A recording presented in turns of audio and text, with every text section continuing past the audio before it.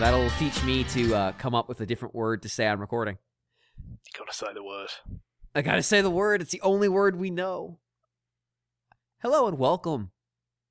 I don't know why that came off with like a weird inflection. Hello and welcome to Radio Free Nintendo. I'm your host, James Jones. It is May 10th, 2018.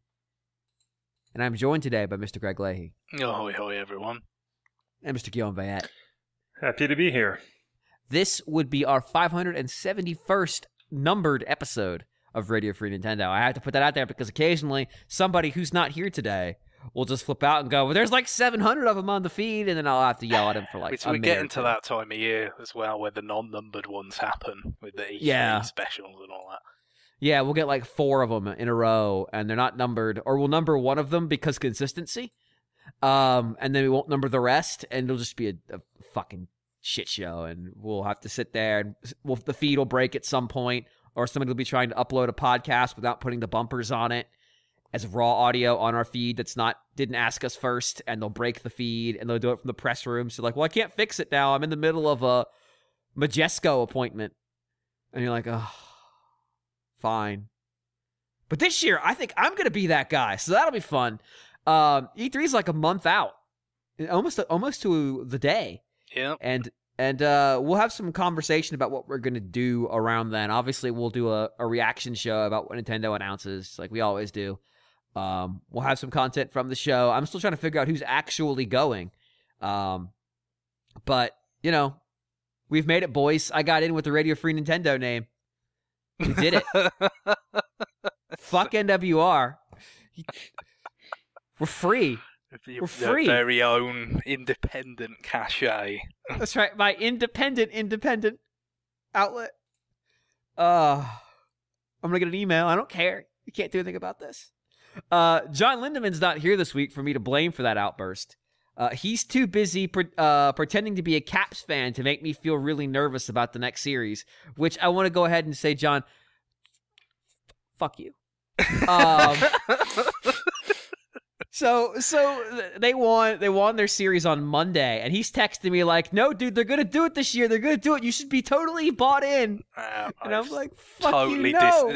I could already tell that was totally disingenuous. I know John well enough to know that. He's like sending me text messages. I guess I know who the real Caps fan is here, me. And I'm like, God damn it, John! No, fuck you. It's not cool. It's not cool, man. It's cool not at all. It's like they might get a 4-game sweep. They might do it. I'm like, no, they're not. They're gonna get swept. It's gonna be terrible. Oh, the worst part is he knows I'm in, and I keep telling him I'm not. And it's. I'm only lying to myself. But he's been there, so that's why he's doing it. But he's not cursed like the Capitals are. So fuck it. So we have some news besides the fact that John's a bastard. Oh, that's not really news. We all kind of knew that. First off, we didn't announce it during the show. It was in the article, but if you don't read the article, which I spend a grand total, a long time writing of like 12 minutes total. I really read it every week. I pour my heart into that article for about 5 seconds. Have you ever sort of been asked to do medical testimonials for presidential candidates on the side? I think the bombast I put into that article might actually be greater than the fantastic health of an easily 220-plus pound old man. Yeah, I thought I saw similarities. That's all I'm saying. The writing style. I don't like to describe how I write as a style. I describe it as a screed. But we announced our next retroactive, which we're gonna try to do before E3. But as I look at the calendar, that sounds like a challenge. But we have decided to go with Henry Hatsworth in The Puzzling Adventure. I believe that is the full title. Yeah, I don't know how much that's just a function of the whole, dual component of the game, as if people don't remember that you had this kind of platform action game with a puzzle element playing out across the 2 screens of the DS, or whether it was meant to signify maybe he'd have subsequent adventures, but neither of those things were true. Yes, that didn't happen. I always just felt like they saw the other games that were popular on the DS where it'd be like Professor Layton in the blank. And they just like, well, we have to do that too. And there were more Alright, than this a is few... where I have to ask, what was Dr. Lautrec's subtitle? Hold on, it's in my brain somewhere. It did have one. The Forgotten Knights, I think. Yeah, I think that sounds right. And Rhythm Thief was the Emperor's Treasure. It was. Yeah. Fucking Dr. Lautrec. we've already done like half an episode making fun of Dr. Lautrec. We can't go back down that rabbit hole. That was like 8 years ago. Anyway, so yes, we'll be doing a retroactive on that pretty soon. There will be a talkback thread by the time you hear this episode. Go ahead and order your copies now because that's the only way you can play it. In fact, I just did. So we'll be talking about that one. Like I said, we'll also have our E3 plans coming up, and also something you don't have to wait so long for, but just a little bit of waiting. Nintendo announced their online plans on Monday, and we got to talk about them, obviously. But not in this segment. We don't. You can't make us. We're going to do new business because that's where new business belongs, at the front of the show. But without John here to talk about Morrowind and jumping 75,000 times, it should be a little bit quicker than usual. He's got the the little bird thing from the episode where Homer works from home, just doing it for it. The water chicken. Yeah. He got irrationally upset on Twitter when we were making fun of him about it. It was fantastic. But so we're just gonna go ahead and just get started because we've talked about not starting. So let's actually start. So Greg, why don't you kick us off? Oh, again, the pleasure to start an episode again. Well, first thing I want to mention is you have the newest game. A little follow-up, actually, to something last time we touched on the whole pinball arcade situation, the way that got pulled down. So we finally got some clarity on how that happened. Right. Some clarity, like I said, obviously not. But yeah, so it's emerged. The Farsight people sort of disclosed that they've lost their license with Williams, and that is be expiring at the end of June. So that also includes the Bally stuff too, right? Yeah, it does. So it's a pretty major blow to their catalogue. That's a lot of their stuff. I mean, the first time I ever played the Farsight pinball stuff was back on Wii when I reviewed the Williams collection for the site long time ago now, like 10 years ago or something. And I think they had done the Gottlieb collection before that, but it was ever since then. The Williams tables have been a real kind of foundation of their kind of games. So I guess the point was that the fact that license was coming up to expire, that they weren't allowed to kind of get them on a new platform at that late stage of the contract or something, and that's why ultimately it had to appear briefly on the North American eShop, and now presumably, given the fact that they're going to have to restructure the game, like because before they had like seasons and packs, and they'll have to kind of redistribute what tables they still have, into packs that make sense when you lose all that stuff from them and all that. So I assume it'll probably be back up in July, still with plenty of good tables. One must assume, but I think having reviewed that back on Wii and then played some of the kind of digital re-releases on Pinball Arcade on like the Xbox platform and stuff like that. I like a lot of those tables, Gorgar and Sorcerer and Pinball, and there's loads of famous ones. It's a blow. That's a shame. But, Black Knight. Yeah, Black Knight's good. But I guess we'll see what happens with that in terms of where are these Williams tables going. I mean, isn't this a huge portion of their the live? Because they're mixed in the seasons, right? Oh yeah. It's going to be a very significant. It's going to be a pretty big haircut. Once all those get taken out. But it's going to be all fucking Gottlieb tables. Well, the Stern stuff, I think he's getting folded in as well. So there'll still be some tables there. But, like I said, bit of a shame. But if you have got a Pinball Arcade on any other platforms, then you've got till the end of June to buy. and you will still be able to play them. I think they will be able to still kind of maintain the like the leaderboards and stuff afterwards. But so get in while you can, I guess. I don't think they're going to be doing any deep discounts or anything. I don't think that's permitted.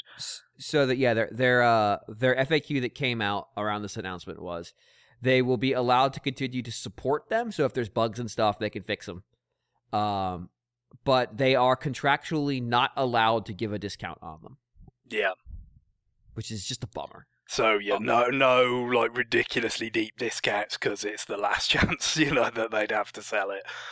Sadly, but it could still be worth getting if you have got it on any other platforms. But we'll see kind of what form it comes back on and Switch. Like I said, I'm still looking forward to the day where I get the vertical grip and the tables, and I can really put some quality time in. But for now, we'll move on to. Don't worry though, Starship Troopers will still be there for you when this comes out. Yeah, I think that's got a decent reputation. Like a lot of those licensed ones, they did like Kickstarters for some of the licensed ones, I think, but to help pay for the extra licensing costs. Like T2, that is a pretty prominent example. Yeah, that's actually a really good book. Yeah, and Adam's Family is another really famous, sort of pinball machine that they got the license for that one. I think they did Last Action Hero in that too, didn't they? Last Action Hero is in the Stern. Yeah, it's a Stern one.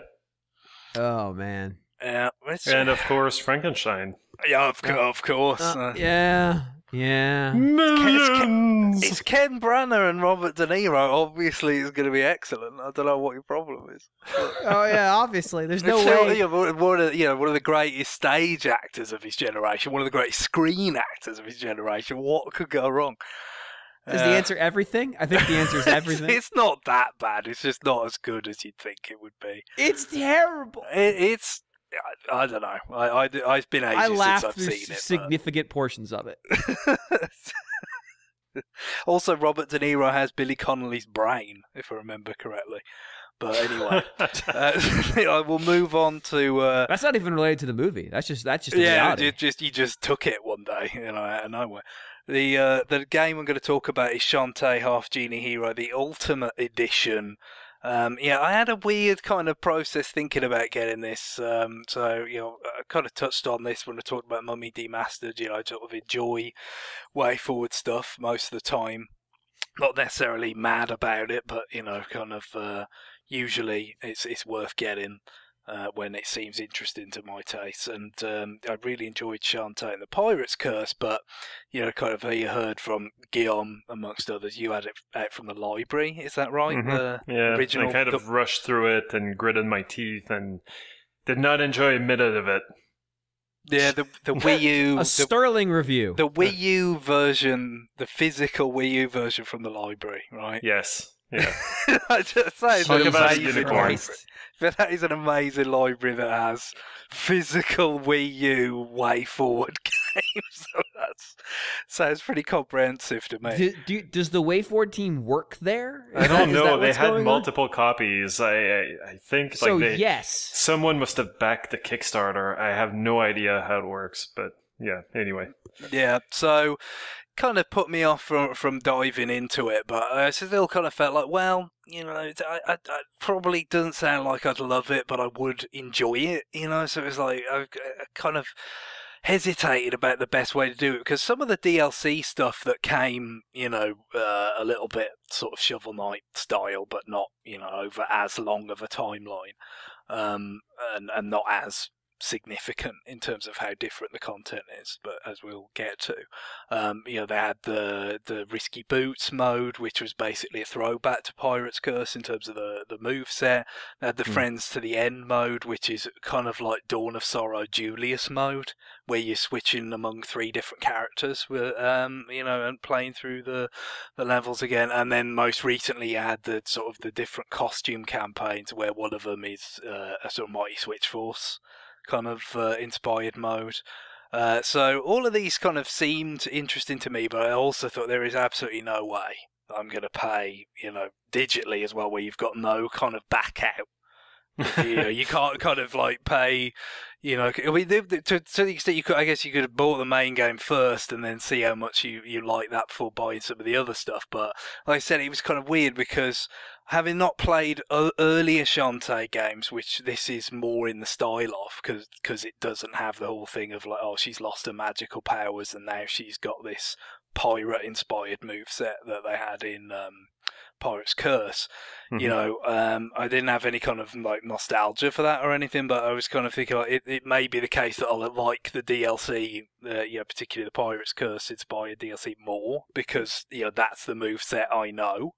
And some of the stuff that Guillaume said about like the dancing to transform and all that, kind of. So in the end, I just kind of, didn't do anything for ages. But this Ultimate Edition has come out now, packaging all the DLC sort of into it, with a physical release being accompanied by a digital release that's substantially cheaper than it would have been in the old days to buy all aspects of it.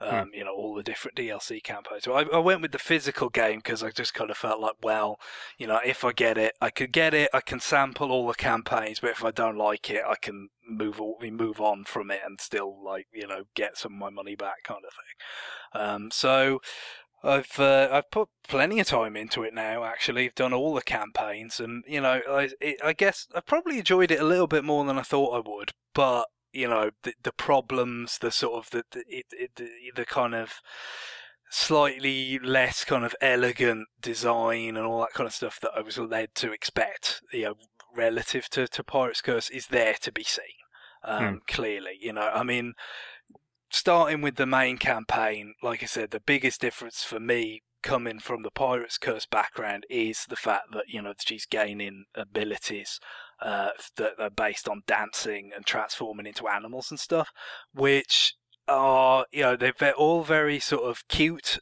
and they try the animation and the art and all that. It is all really nice, but it is cumbersome compared to what you get in Pirate's Curse or in the Risky Boots mode in this, and that's the thing, especially because I kind of hopped between the two. Kind of did some of the one campaign, and might do some of the other campaign for a bit. It just, the more the powers kind of stacked on top of each other in the two campaigns, the more clear it was that the Pirate's Curse structure of empowerment is just way better. It's just so much smoother to just use a hook shot to latch up to something, and then do the crazy sort of cannon double jump or whatever, than it is to transform into a spider and then transform into a monkey, and then it just I mean, like I said, visually and aesthetically, it's all very cute and cool, but and it's very well animated. Once you've been playing it for a while, that kind of wears off a little. Not that these are long campaigns; they are pretty short, and they're kind of padded, even within that, because what you're dealing with here is really kind of linear levels, more so than the Metroid style structure that you would have seen in Pirate's Curse. But you will have to go back through these levels for certain things, little kind of quests to progress at certain times, which are generally not too kind of irksome or anything, but clearly are there just to add a bit of running time. It's funny because, the presentation is excellent. I wasn't sure how I'd kind of respond, given that I really like the pixel art. I like Way Forward's pixel artwork in general, and Pirate's Curse in particular, especially with the 3D effect and all that. So I wasn't sure how much I take to the new art style and all that, but it's nice. It looks really good, and it's a bit sort of more cute in general. The enemies, everything is just kind of sort of more of a cutesy vibe than I don't know, kind of. The pixel art vibes, it's still got a bit more of that kind of, even though Shantae, the original GBC game, was just at the very beginning of the 2000s. It's got a bit more of a kind of 90s-ish kind of, a bit more attitude kind of feeling to it than these, which are very cute. And to be honest, the cutesiness kind of suits me fine. I find it more kind of endearing than the alternative. But having sort of taken to the graphics and the sound, there's still this kind of little component, as well executed as all that is, there's this little component that feels a bit kind of low rent about it. And I'm sure, look, they got it funded on Kickstarter. They would have had to limited resources to get this done, and it just there's in particular when there's the very end game sort of escape sequence is basically just reusing a sort of earlier escape sequence. It does kind of feel like they didn't really have everything they would have wanted to to kind of make the scope of the game maybe they had in mind. It's just so like I said, you get these bits of padding and stuff, and it's not as elegantly designed in terms of these linear levels that you're forced to go back through. A bit like kind of if you could think of going back through some Mega Man X levels for like extra power-ups or something, but it's forced in this case. I mean, there's plenty of optional stuff too, just to have more hearts and more, weapons or whatever. But there's elements of it that are forced just to add to the running time. But that's the thing. I mean, with some of the DLC campaigns, they have a much more arcadey kind of approach, where it's like, okay, well now you're going through the same levels, but that have been sort of modified for different mechanics of different characters or whatever. But now there isn't retraversal, like in the case of Friends to the End or the Mighty Switch Force inspired one. There it's just you're just going, and to be honest, in some ways they kind of they play better that way. But especially if the levels have been adapted nicely to the new mechanics of these characters. In some cases, it does kind of feel like they don't really fit that well. And some elements of it seem really kind of token.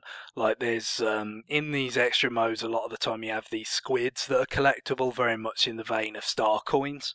So even though it's more arcadey, you've got some kind of kind of 100% goal to go for, as well as just beating it or beating it quickly. But it's some of them it's like, wow, you really couldn't think of a place to hide this, could you? Because this is not hidden at all. It's because again, the levels weren't really designed with that in mind. They're just adapting it. And it is, I talked about a Julius or a Richter type mode in a Castlevania game, before, and some of them really do feel like that, because those never really, it seldom feel like particularly balanced for those characters. It's just kind of a fun bonus to have a character who has quite different mechanics and movesets go through that world that they've built for that game, and you experience it in a different way. But the mechanics and some of the bosses, all this kind of stuff, are all solid enough that even though there's repetition and it's kind of a bit kind of, like I said, not quite as feeling like it's got all the whole, giving you the whole hog, like there's bits where it doesn't quite feel like they had what they needed to give you the experience they maybe wanted to. I did enjoy it enough to play all of these modes, to get all the items in all the modes, although I guess if you're really kind of 100%ing it, you're talking about doing the time attack stuff, which I did for the Mighty Switch Force mode, because that's what Mighty Switch Force is for me, that the other par times in those games, that's right. Really kind of just getting all the hooligans or whatever. That's not really, I mean, it is something, but it's a life choice.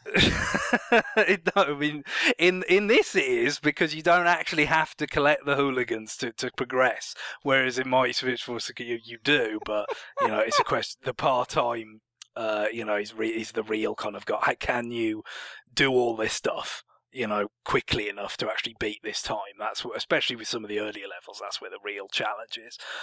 So yeah, I did that, but I don't think I'll be doing any of the others in that sort of time attack setting. But there's a lot to like in it, even if it's flawed. I mean, I do love the amount of kind of other kind of video game references that are being made in some of these extra mechanics that they've brought in. Like the Friends to the End mode, where you're playing as the three sort of ancillary characters. You got the zombie and the gadget bloke and some bird person. The bird person's attack is very clearly patterned on Maria from Rondo of Blood. So like that's a cool kind of reference. Yeah, there's one boss fight, and now this might just be me with my treasure lenses on, but the Ammo Baron boss fight in this is very seems very clearly to me to be a reference to the Katsua boss fight in Sin and Punishment, where he's got all the sort of minions surrounding the boss and flinging them at you and all this kind of stuff. So there's just loads. There's kind of cave story style leveling up systems in some of the arcade modes. Just loads of mechanics that you just kind of smile and think, oh, I remember this for they've adapted this from something, a classic action game that I know and really like, and that was a big component in me and getting some enjoyment out of what are, like I said, kind of flawed or limited, probably is the best way to put it.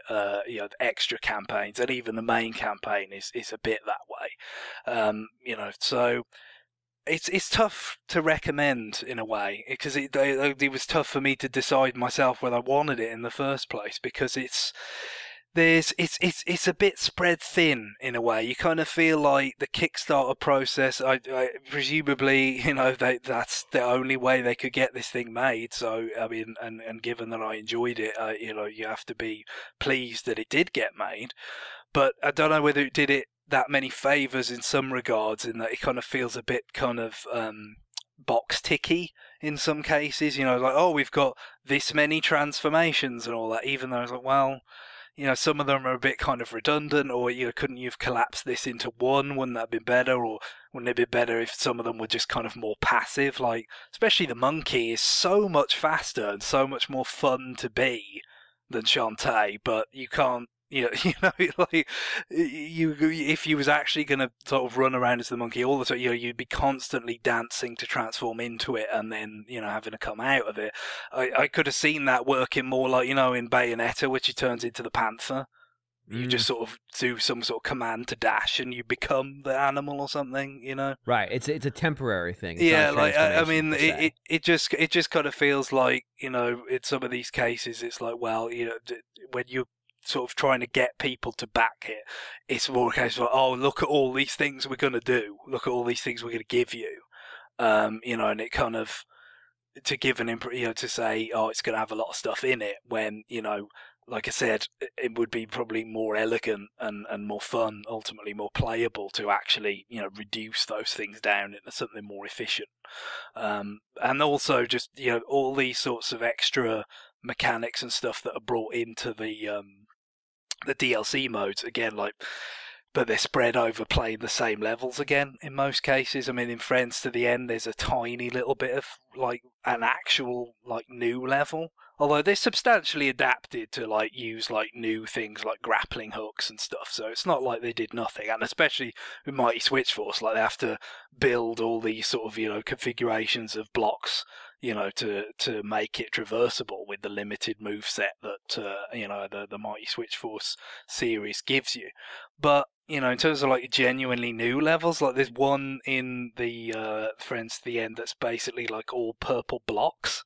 So again, that low rent feel kind of comes across as well. Oh, geez. But in a way, I almost wish they'd just done more of that. I don't, fine, yeah, just make Just it lean all into it.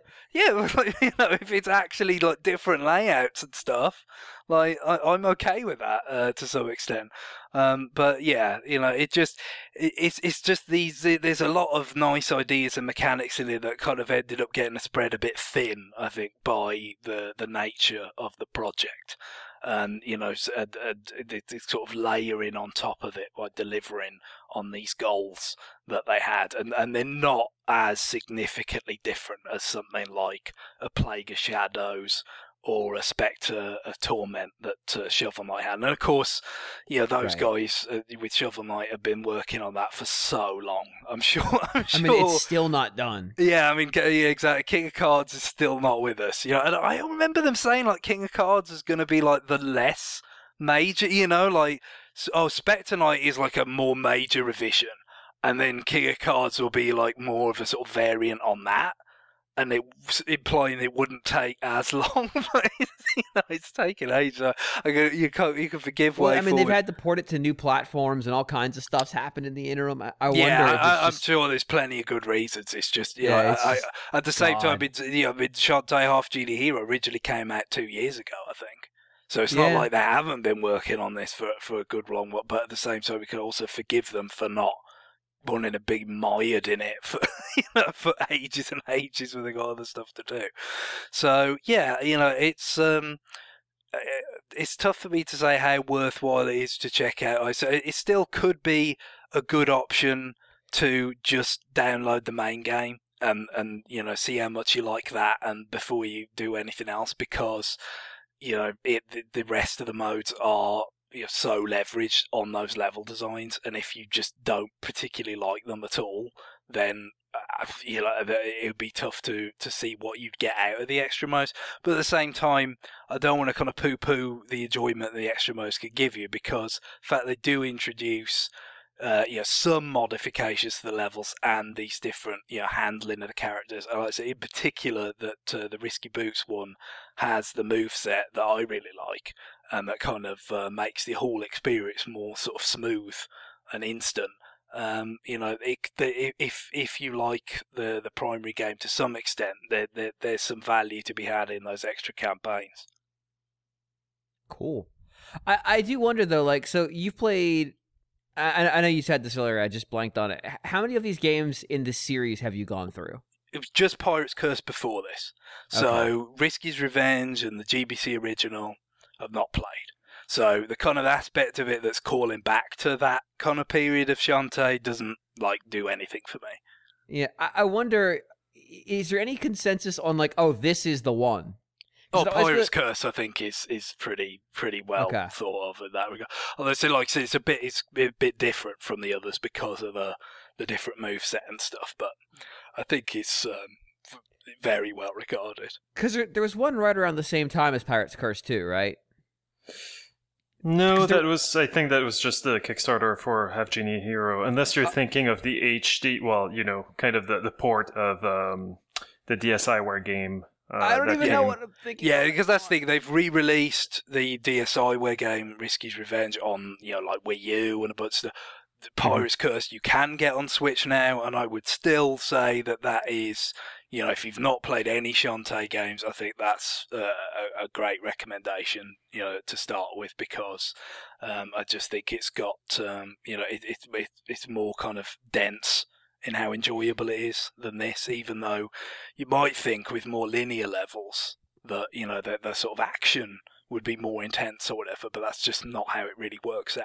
I mean, it's nice that you have some kind of set-piecey kind of action sequence things that you wouldn't get in the old structure, I guess, and especially with the new graphics and the kind of scale of it on a console and stuff, it's not like they don't get any mileage out of that change, but I think Pirate's Curse would be the way to go if you're trying to get into the series for the first time. Mm-hmm. Gotcha. Yeah, I mean, that's ultimately what I'm trying to get at. It's all right, so if you're totally coming in blind, where should you go? And I guess that's probably the answer. Cool. All right. Anything else you want to talk about, Greg? No, that's me. Like I said, and then, that's out of the way. We've got plenty to look forward to the rest of the month. Yeah. All right, well then, Guillaume, I'm going to go ahead and have you go next. Yeah, so I'm not going to talk very long about this, but one of the games that I got as WiiWare was dying, or the possibility of adding Wii points was taken away from us. Snatched away. People were saying online that there was not really any way anymore of procuring Sonic and Knuckles in any kind of legal capacity, because it seems that I haven't checked this, but it seems like on Steam, like they're kind of the platform that you can get Sega Genesis Mega Collection or some stupid name like that. Yeah, something dumb like that. Yeah. So apparently you can't just buy Sonic and Knuckles, or maybe you can't combine Sonic 3 and Sonic and Knuckles. I'm not sure. But anyway, WiiWare is actually, or the Virtual Console, the Wii Virtual Console is one of the last platforms that you could get that on. So against my better judgment, I got a Sonic game. And I should have known, I don't enjoy Sonic games, and I don't understand why I thought it would be different. So why did you care? Yeah, I have no idea. I think one of the reasons why I do have kind of fond memories of playing Sonic 3. Our Back in the day, like us. renting it and then getting stumped by the barrel in the circus zone or whatever it was. People who have played that game know what I'm talking about. It's infamous. Yeah. So, like I remember enjoying that game well enough, but I think what convinced me is that I did play through Sonic Generations, and I've seen a video of the final boss of Sonic and Knuckles and Sonic 3. And it looked very similar, and I remember enjoying that final boss. You're kind of chasing after some spaceship, I think. You're flying in space, and you're just like, it's just a matter of catching up to it and getting rings as you do, and then try to get a hit in there. I don't know. I remember it being like kind of an exciting boss fight, and the Sonic and Knuckles last boss seems to be very similar to that. I'm never going to see it myself. I've decided that not with that attitude. No, but I just I can barely bring myself to finish the first zone. It's really sad. It's called something like the Mushroom Zone, and it's got mushrooms in it. And I'd be disappointed if it didn't. Yeah, well, and it's kind of I don't really like the colors. I don't think it looks very good. Like the tiles for that level are pretty weird, and I think it's also the first. Sonic fans are gonna hate me so much. Like, I have no idea. I think that it's also the first level of Sonic 3, but I don't remember it being that kind of boring to play. So I don't enjoy it very much. If Sonic fans are still listening to us, then they're beyond us offending. Well, we already know that Sonic fans are resilient. So thank you for still listening and for whatever it is. Anyway, I won't go further. Yeah, John liked Sonic Mania, didn't he? Yeah. I think that's the one, that's one positive that I can see to me spending my reward points on Sonic and Knuckles is that it will save me $40 in the future. I'm not going to get that physical Sonic Mania. Oh, the Plus version. It's got a flying squirrel in it. Oh.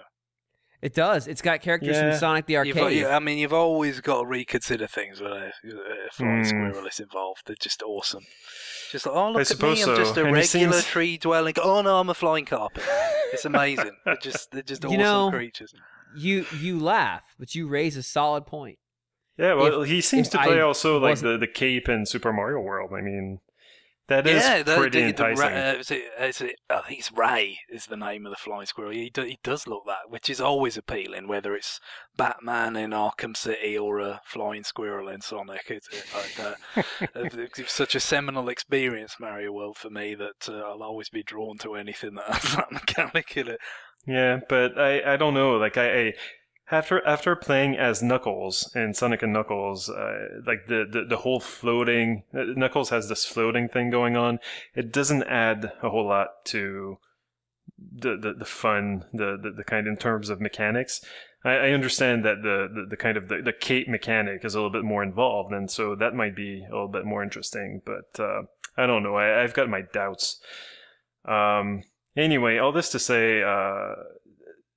one thing that I wanted to mention is that, Sonic has, as a series, has a reputation, at least the Genesis games have a reputation for having, like, pretty decent soundtracks. I think they're pretty well regarded. And there's that whole thing about, if not Michael Jackson, then one of Michael Jackson's producers having done the soundtrack for Sonic 3. So, I had some expectations in terms of music. And the Mushroom Hill music is kind of it's barely a tune. It's just kind of this. It's this really annoying. It's the theory of music. It's kind of I don't know. It's like someone decided like, oh yeah, like I kind of like this little kind of jazzy little I don't know phrase, and I'm just going to keep repeating it. I think we coin a new phrase here, atunal. Atunal. Yes.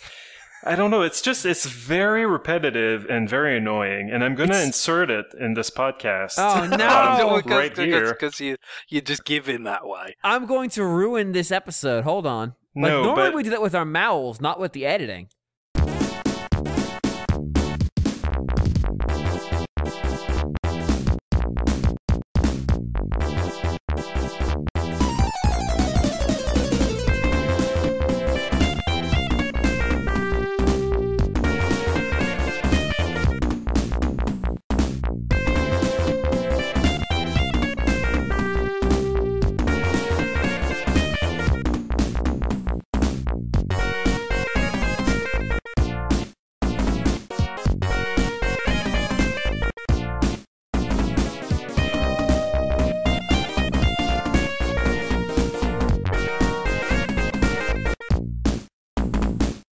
So now people have, heard it, and it's really... They might not think that it's that bad, because actually listening to it on YouTube with headphones, I realized, like, oh wait, there's a little bit more going on in the tune than... Are you backpedaling right now while we're still but recording? I mean, like, imagine listening to that from... I don't know, TV speakers, and it's kind of torture. All you hear, Yeah, you don't hear all the... Especially, when you think about when that game came out and the kind of, TV speakers that people had back then. The fine electronic devices that would definitely... It's like the whole making the graphics work for when CRT TVs are going to kind of stretch them out and fuzz them up kind of thing. Like, it's got to suit the experience that most people were going to have back in the day. The artists Right. paint for the canvas in front of them. Although, But having even- said that, the Genesis / Mega Drive did have a headphone jack built into the hardware. It did, and even as a child I thought that, and a volume slider. Even as a child I thought that was odd. But yeah, like, if you think about it now, like, it's still crazy weird. that it's on the hardware. But, Yeah. what were they going to do? But the cable, I mean, you were cabled to it, so I guess it didn't really make a huge difference. Right.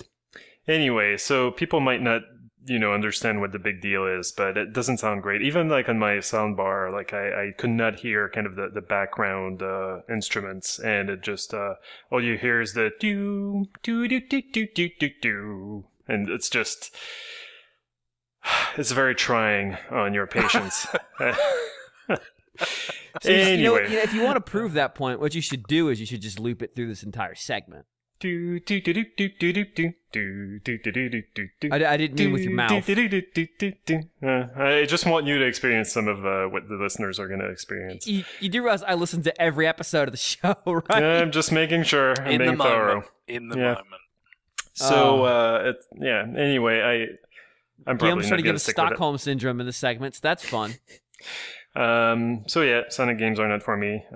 News at 11. Still not in there. Yeah, nothing has changed on that front. So another more fun game that I've played, on a happier note, I managed to download the PixelJunk Monsters 2 demo. It hasn't come out yet in North America. There was kind of a snafu, I don't know, it did not pass Nintendo's kind of a stringent certification process. I have no idea. But something happened to the demo. It was supposed to come out at the beginning of May, and then it got pushed back on the Switch, and it only came out on the PlayStation 4. But now the demo has, popped up in Japan and in the UK, and I'm sure pretty soon in North America. So I cheated. I used the Karen's UK account. Yeah. And it's just... people who have played the demo in PlayStation 4 probably already know this. But what they might not know is that on the Switch, it's still... the performance of this game doesn't seem to suffer. It's very smooth, and it looks very, very good. Oh my god. They just seem... I kind of wonder, I have not read anything about the making of this game, but I wouldn't be surprised if they just scanned... sculptures of every item, every kind of sprite that you see in this game, and just made them a 3D model and just used that, because they just look like actual stop motion figurines. It's got a kind of a Coraline look to it. So what is this game? So PixelJunk Monsters 2 is a sequel to PixelJunk Monsters. Thanks for clearing that. Yeah. You're welcome. And it is a tower defense game, but it's a tower defense game where you've got these waves of enemies coming through this forest. There are paths in the forest, and what you can do is that you can turn trees into turrets. The basic ones are the kind of the archery, like the arrow shooting fortresses. You've got the cannons that can only target enemies that are on the ground. And you've got anti-air guns that target enemies that are flying, of course. And so these are the only the three basic types of turrets that you can find in demo. You can only play the one stage. You can play it on 2 different difficulty levels. And all of this is the same as in the first game. Like you walk up to a tree, you transform it into a turret. As it kills enemies, it can level up, so it can increase its range or its power or its firing rate. And if you stand next to a tower, your little tiki kind of character will start dancing, and you hear kind of like bongo drums or something, and it's just very, very cute. So you start dancing, and it upgrades them faster, even as you're not killing enemies. So that's unchanged from the first game. But yeah, what has changed is that this game looks incredible. Just like I mentioned stop motion. Like even the animation of your little tiki character, like when you're running, like very clearly they went for the stop motion look. And there are not too many frames of him running, and it's on purpose, and it looks good. I don't know. It's a very good looking game in portable mode or on the TV. The thing that this demo doesn't really answer other than the graphics is, what's different in terms of gameplay. And I have really no idea because there's absolutely nothing changed here. There's this new kind of gimmick since the original game was 2D, I think. Certainly, there was only kind of the overhead view. Yeah. In this one, you can press the ZR button, and that brings you to a third-person view, where you can just control your character in third person and move the camera around you and see the enemies up close.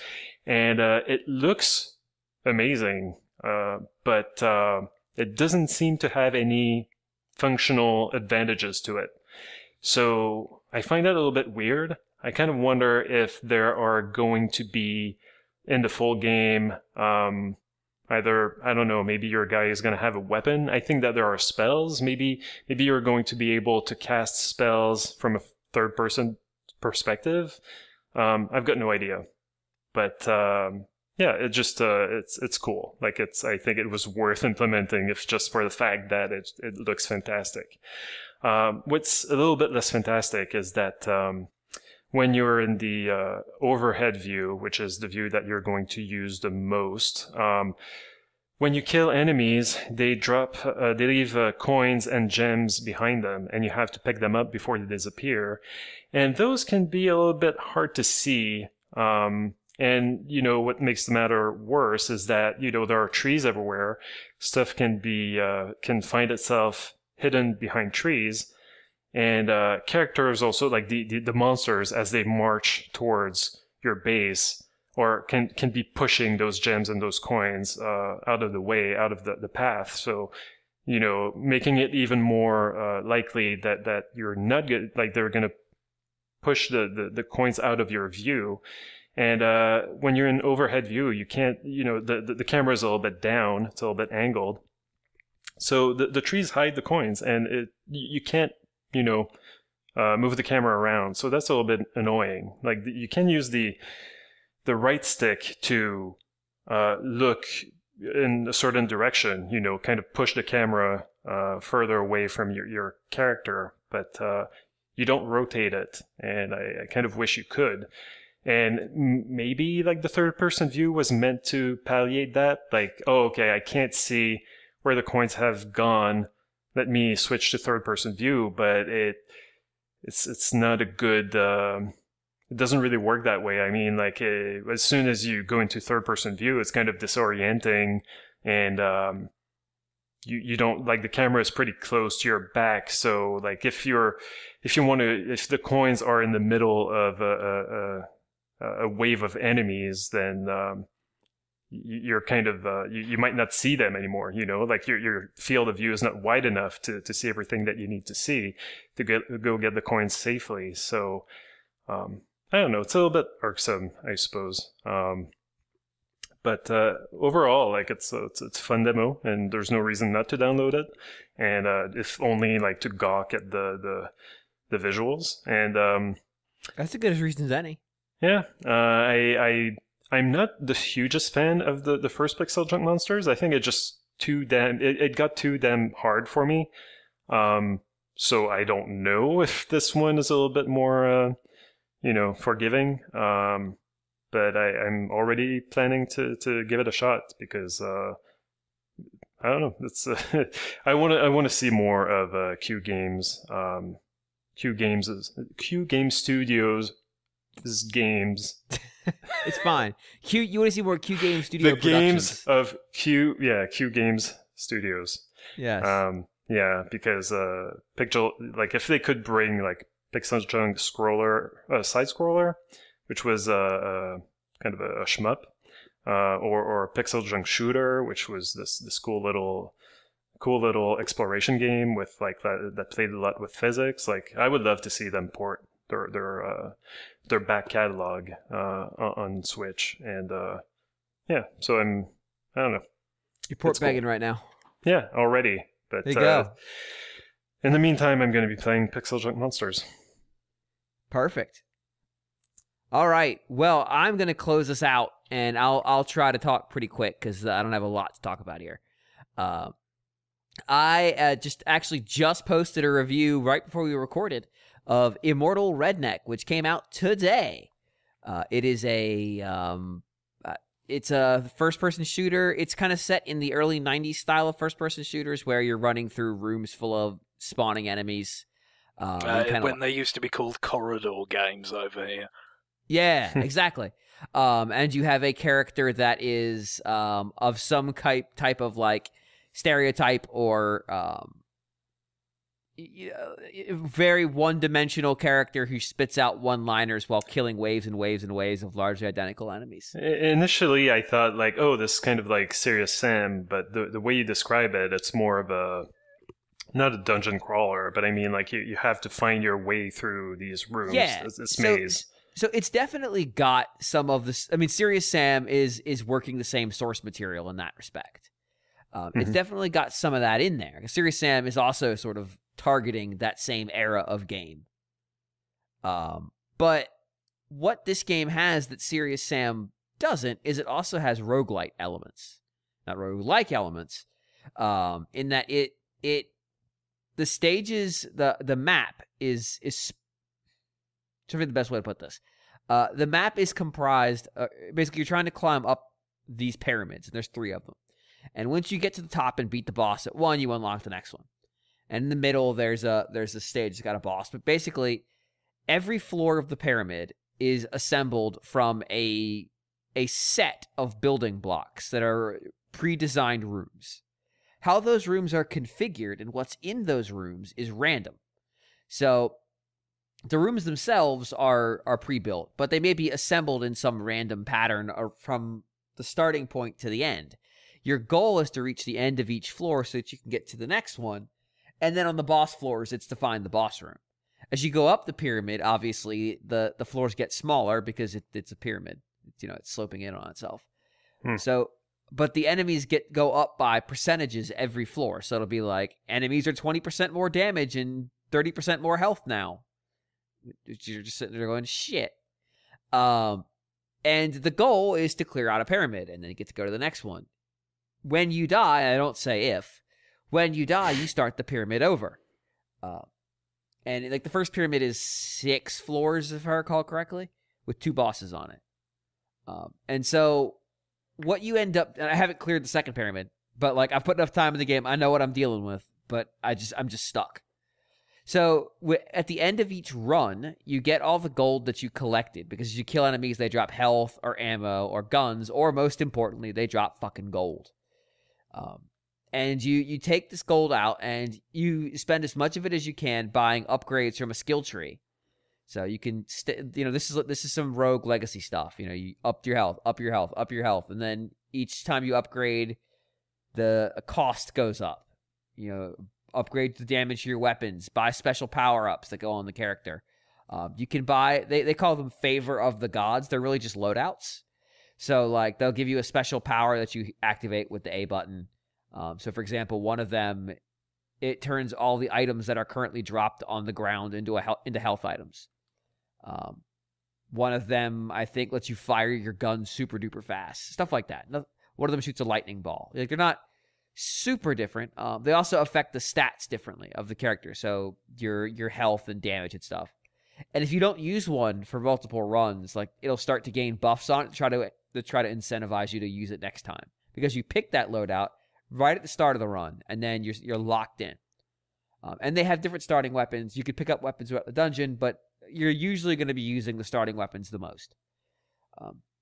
So the problem with this whole layout is that it could take a really long time to do a run. I had runs regularly going over 30 minutes because I was getting near the top floor of the first pyramid, and that's 6 floors, and depending on how fast you find the stairs to the next floor, that can be a couple minutes. It could be 10 minutes, because every room, once you enter the room, you can't leave it until you've killed everything in it. And some of these rooms are big and have a lot of enemies in them. Now, what's good is the game feels really good. Like, the shooting feels good. It's got a nice, those, like, Wolfenstein 3D, for example, is really fast. I mean, it's all relatively speaking. But, like, that game, Doom, like, those games were designed to, you were moving a lot. You were moving quick, you were shooting, you were dodging, you were moving through the space. You weren't kind of, like, slowly working your way up. There's no like cover shooting in those games, and there's a lot of that here. You're running and gunning. You're trying to avoid enemies. Enemies are spawning behind you, which is actually really annoying. But you have to just keep moving because the enemies are coming after you as well. And all of that feels good, and the game holds its frame rate great. It plays well. There's some pretty generous auto aim that. You pick up buffs that are good throughout the duration of a run, and they'll like increase your stats, like increase all stats, increase health, increase damage. Some of them just reveal the map, like, hey, this is the map, which is the best one. Some of them give you a free, like, all your health comes back if you die. Some of them debuff you, and one of the most insidious is like it decreases the auto aim, so you actually have to be good at aiming the gun, which at that speed is a nightmare. It's so one of them adds fall damage, which is just a fucked thing to do. But it plays well. It's just that these runs take too long, and then because you invest so much time in these runs, and because the incremental difference between like +5 health and +6 health is so small that it's perceptible over the spectrum of getting to +6. So like compared to when you start to where you are like +5, +6, like the difference is pretty dramatic. But moving from 5 to 6, it doesn't feel like I've really changed things. There are a couple upgrades that really dramatically change things, and those are really good to get. But largely speaking, it's just kind of like, I know my health is better than it was before, but all right. I know I'm doing more damage than before, but I'm getting further up the pyramid, and they're taking more damage. So am I really getting ahead, or am I just sort of treading water here? So I say you start the pyramid over. There is a checkpoint after you beat a boss that you can buy. So you buy access to the checkpoint, the mid-boss. And then you can sort of continue the climb from there. But beyond that, like, you got to run the whole tower the whole way up straight. And that's tough. And like I said, I've gotten to the boss of the second pyramid and then got knocked back down. And I was just like, I can't do this anymore. I just can't. Because I think that was my 5th run at it in that sitting, and it was just too much. It's such a drain to try to get up that thing and take it out. And so if you just need something to like get that 90s first-person shooter vibe going, this game has it. Like it's there, and it feels good, and the enemies look nice, and it's graphically speaking, it's not exactly like the most impressive game, but the art is good. It does a lot with like blending kind of sci-fi-ish stuff with Egyptian art styles, and the enemies are kind of neat looking, and it looks good, it plays well, but like the weird roguelite stuff really just kind of makes the game feel tough sometimes in ways that I don't think was intended. And so there's nothing more frustrating than running 3 or 4 or maybe even 5 rooms down a path only to find that no, it's not here. You need to go all the way back to the start of the stage and check a different door. Because you've probably spent a ton of ammo and a ton of health in that area. And maybe you broke even. Maybe you picked up enough health and ammo to cover what you spent. But likely you're in worse shape than when you entered. And unless you got like some great buff that really helped you out, it was probably a loss. And like my first run at the first pyramid boss, I spent way too long on like the 3rd or 4th floor. Because I basically, it was the very last room I checked, and I never really fully recovered all the way. And ultimately, that was what cost me, because I think he was down to like 1 shot of health, and I took 2 hits, and that was it. If I just a little bit more health, I'd have had him. So yeah, like it's a tough one, because mechanically, it's really solid. Like, it feels a little loose, but those games kind of did feel a little bit loose. And it's okay, except for, first-person shooter platforming, which is a scourge that we need to find a way to rid ourselves of. This game does it better than most games because the jumping is so generous. Basically, the so-called Immortal Redneck of the game's title is a dude who was sandbugging, and then he died, and then he got turned into a mummy, and whatever. He could jump really high. He's got a really good jump. And he kind of like clambers up the wall when he hits it. So you don't have to be that precise. It's really only a problem when you're like jumping in like lava pits and there's like little rocks you can stand on, you have to land on. But yeah, it's just that roguelite stuff is kind of a turnoff. So, if you're good with that, or if that's what you want, then yeah, this game's really solid. If you just want to run through stages and shoot stuff, it plays well, but seeing the same room over and over and over again, but just in a different place, does not variety make. Not too bad, because I feel like the Switch would be perfect for kind of a fast-paced, serious sim kind of like shooter. Yeah, it's a missed opportunity. Even the roguelite stuff, though, like Rogue Legacy, would be great in that space because the runs don't take very long. Now, if you have a really good run in that game, it can take a while, but in general, the runs are fairly quick. It's just like a 30-minute run on that thing is kind of tough, and I've played it undocked. You could definitely, it feels a little bit different, but it still performs pretty well. In fact, I think the first few times I played it was all undocked. And it, like I said, it still plays well. I was still having fun with it. Definitely feels, I don't want to say the frame rate's better because I just don't know, but it felt a little bit better TV and controller and docked. But maybe that's in my head too. So looking at the big TV versus looking at a small screen. But there's a lot of enemies. Having the big screen definitely helps. But yeah, like it's still good. It's just like sometimes you have these games, and I gave it a 7, and this is one of those like there's a million types of a 7, like a 7 and a 6. Like 7 and 6 can mean so many things. It can mean a game that's just average at everything, or it can mean a game that's pretty good but just had a bad idea. And I don't want to say this is a bad idea because I think you could totally do this. There are plenty of games that have done, roguelite elements plus other type of game and done a good job. And first-person shooter is not uniquely incapable of this. I just think that their implementation had some issues that they probably should have continued to work on. That, it just doesn't quite get there. So, Dave, if you're still interested, go for it. If this is what you want, this is a good one of those. And it's not to say I didn't have fun with it. I spent a bunch of time with it, sometimes in big blocks. But it's just my overriding takeaway are the moments I was frustrated by an outcome.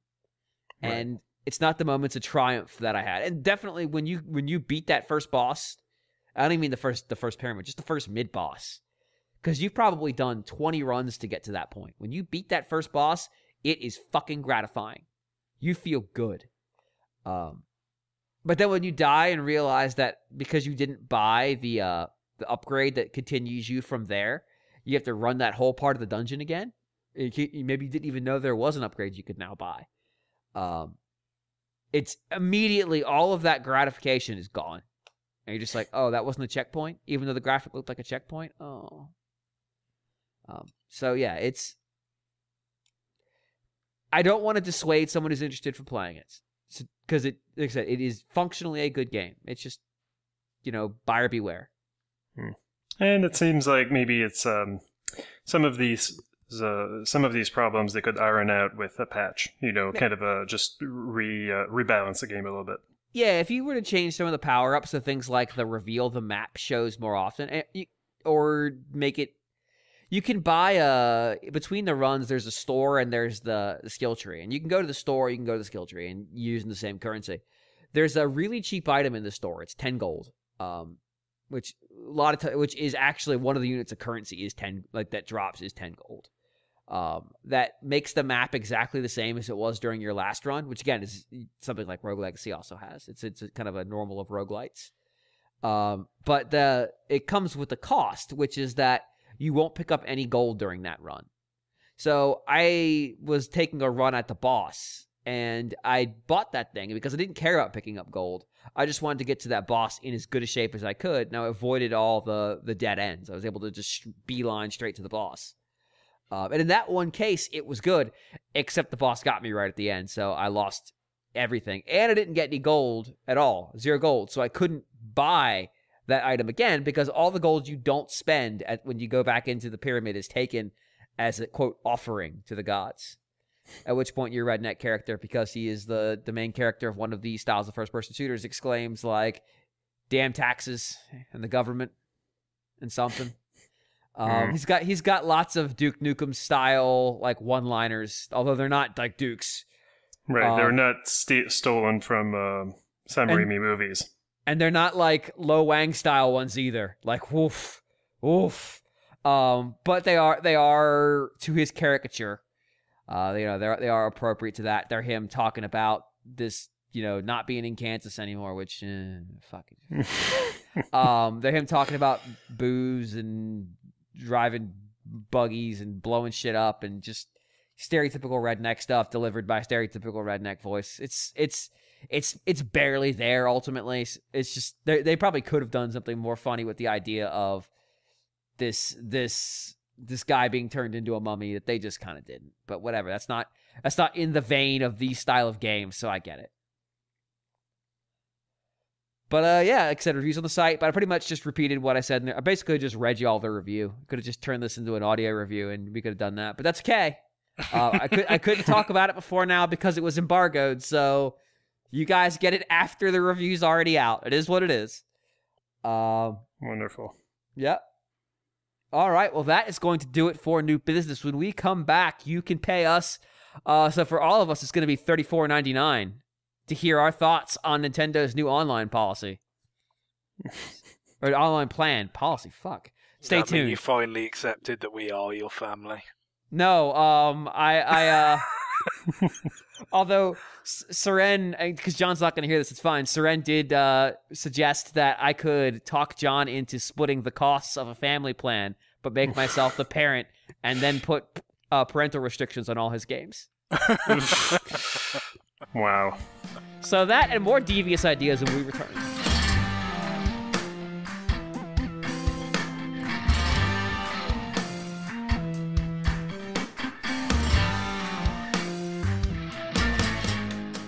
We're back.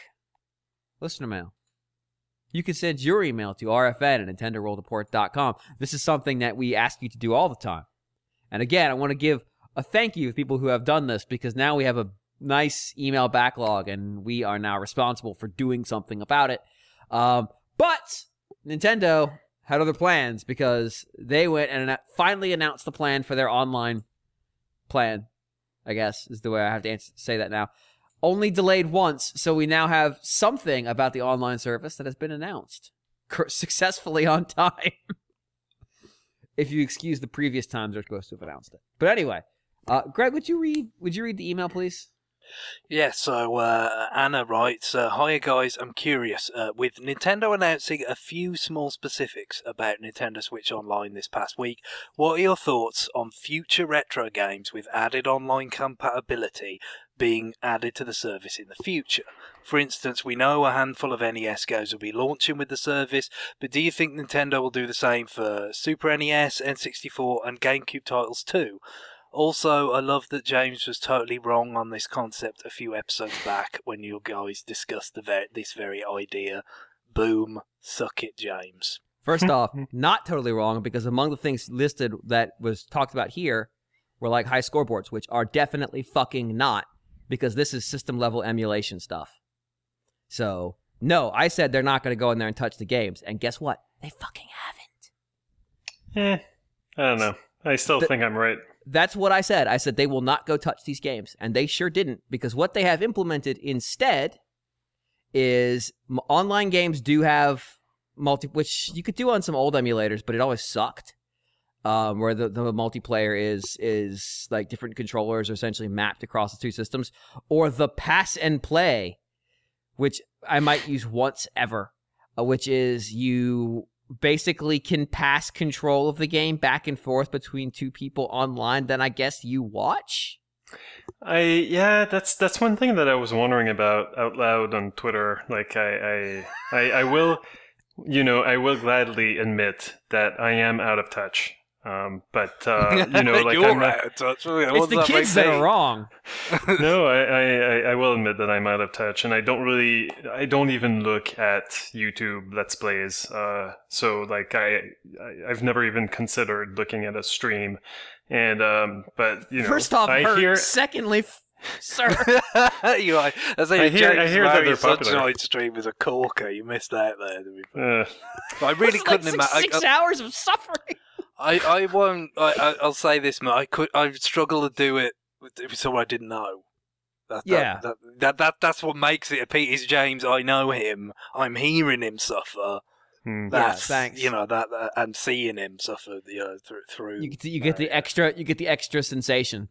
If it's just some person you don't know, they are. I don't. But anyway, it's not something that I'm into. But clearly, a lot of people are. So, like, I kind of wonder if somehow this kind of feature could tap into the whole, Twitch plays Pokemon kind of phenomenon. It might want to actually get into like streaming from your Switch like more easily. I mean, this is really just like a private game, though. It's just you and the other person. Sure, but you could, like if you've got the equipment, you could stream it. Like, I think that what Nintendo should do is implement system-level streaming. But, like, in the meantime... If the hardware can handle it. I don't know. But, like, this could be fun. I could imagine you, James, and John just, like, like one of you just goes into the middle of a bunch of Lionels and The Legend of Zelda, and then,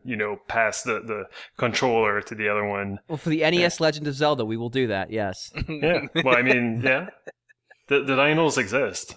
They're the blue centaur guys. Oh, but they're not nearly the problem. But you go there with 3 hearts, and I mean... That's true. They kill you instantly. So I was saying I might use this once, and that one time will be, John, hey, do you want to play Super Mario Brothers 3? And then he will not know that I'm streaming it, so he can see if it really was the 3DS D-pad. Hey, John, you still suck. What's up? I just thought this was a 3DS D-pad problem. We've got to sort out the D-pad situation on Switch first, don't we? No more excuses. We're just gonna roll through this. It just seems like such a. So what it is ultimately is. This is the way they can put more games on this service and say they've added something when they're single player games. But that's really what it feels like. Sure, yeah. I mean, this is the thing. I mean, look, it's funny because like we did have some details before this right. In terms of the price we already had. We talked about the things that had already been announced in the conversation that Anna referenced in the email. For instance, there's 20 games they're talking about, 10 of which they've specified, but Right. 3 of those they'd already specified. Yes. When Guillaume was reading it off the website, Dr. Mario and Super Mario Bros. 3 and one other, I think. Balloon Fight? Balloon Fight. Yeah. Which Balloon the Fight, funny thing is, the example images are those 3 games. Like, so so they've just sort of added like 7. No, they've onto added that. 6 and Ice Climbers. Ice Climber. Ice Climber. If you want to be pedantic, James, actually Yes. do it. And It's yeah, fine. you want to be pedantic. I mean, I'm not 100% convinced we should count Mario Brothers Arcade Classic Series either, but or fucking soccer. But, so that's the thing. Why I are think so many of these games bad? It's so in some ways it's kind of I think I forgive people for being a little bit surprised at just how incremental this was relative to the information we already had. Given that things have taken as long as they have, there may be thinking that there would have been something more kind of substantial or perhaps like a little bit different from where we were the last time they sort of gave us any facts on this, but it wasn't. It was very much just a gradual kind of extension of what we'd already kind of heard. And in terms of the choice of games early, it is very much the sort of games that you kind of would have expected them to launch like a virtual console type service, what they have in the past, like a lot of black box games. It's not exclusively black box games, of course. No, Mario 3's on there. Mario 3, Dr. Mario, but a lot of that kind of stuff mixed in. So, I mean, admittedly, there's some logic to some of those games because the multiplayer component, sports games were kind of a pretty significant push in that, original line of launch games for the NES. But, it's not the most inspiring stuff, and I think, like, I tried to, and I think I've articulated this, we've discussed it before, I don't particularly sort of very massive sort of expectations, but I do feel like the length of time that it's taken for all this to come to fruition, you might, I think you'd be forgiven for thinking maybe that the initial lineup that's going to be available when the service goes live in September might have been bigger. If you've waited this long, maybe you would have had time to kind of extend it to whatever work is required to get these things up and running and online, to a bigger range of games to start. 20 is not particularly vast. I get that, of course, they have committed to updating it regularly, but the question about that is, I mean, what's the follow-through? I mean, once a decade is still regularly. Yeah, what's the follow through on that? In terms of regular intervals can be very, very distant intervals for a start. Yeah, and, comets come by regularly. Just seems like Nintendo sometimes announces these features and then kind of gives up on them as soon as it becomes clear that it's too much work. This feels like Nintendo TV. It's like no, we've got all this shit. Look at it, and then it's like, eh. Yeah, or mine went to 3DS Classics, which like the whopping 6 games that we got for that. Yeah, baby. Yeah. So, Honestly, you say that, but one of these other 10 games is going to be fucking Urban Champion. Yeah, there's a good absolutely. chance. There's a It's good gonna chance. be and we're gonna have to sit here and pretend like these games are classics. And we're gonna have to do another retroactive. No, fuck you.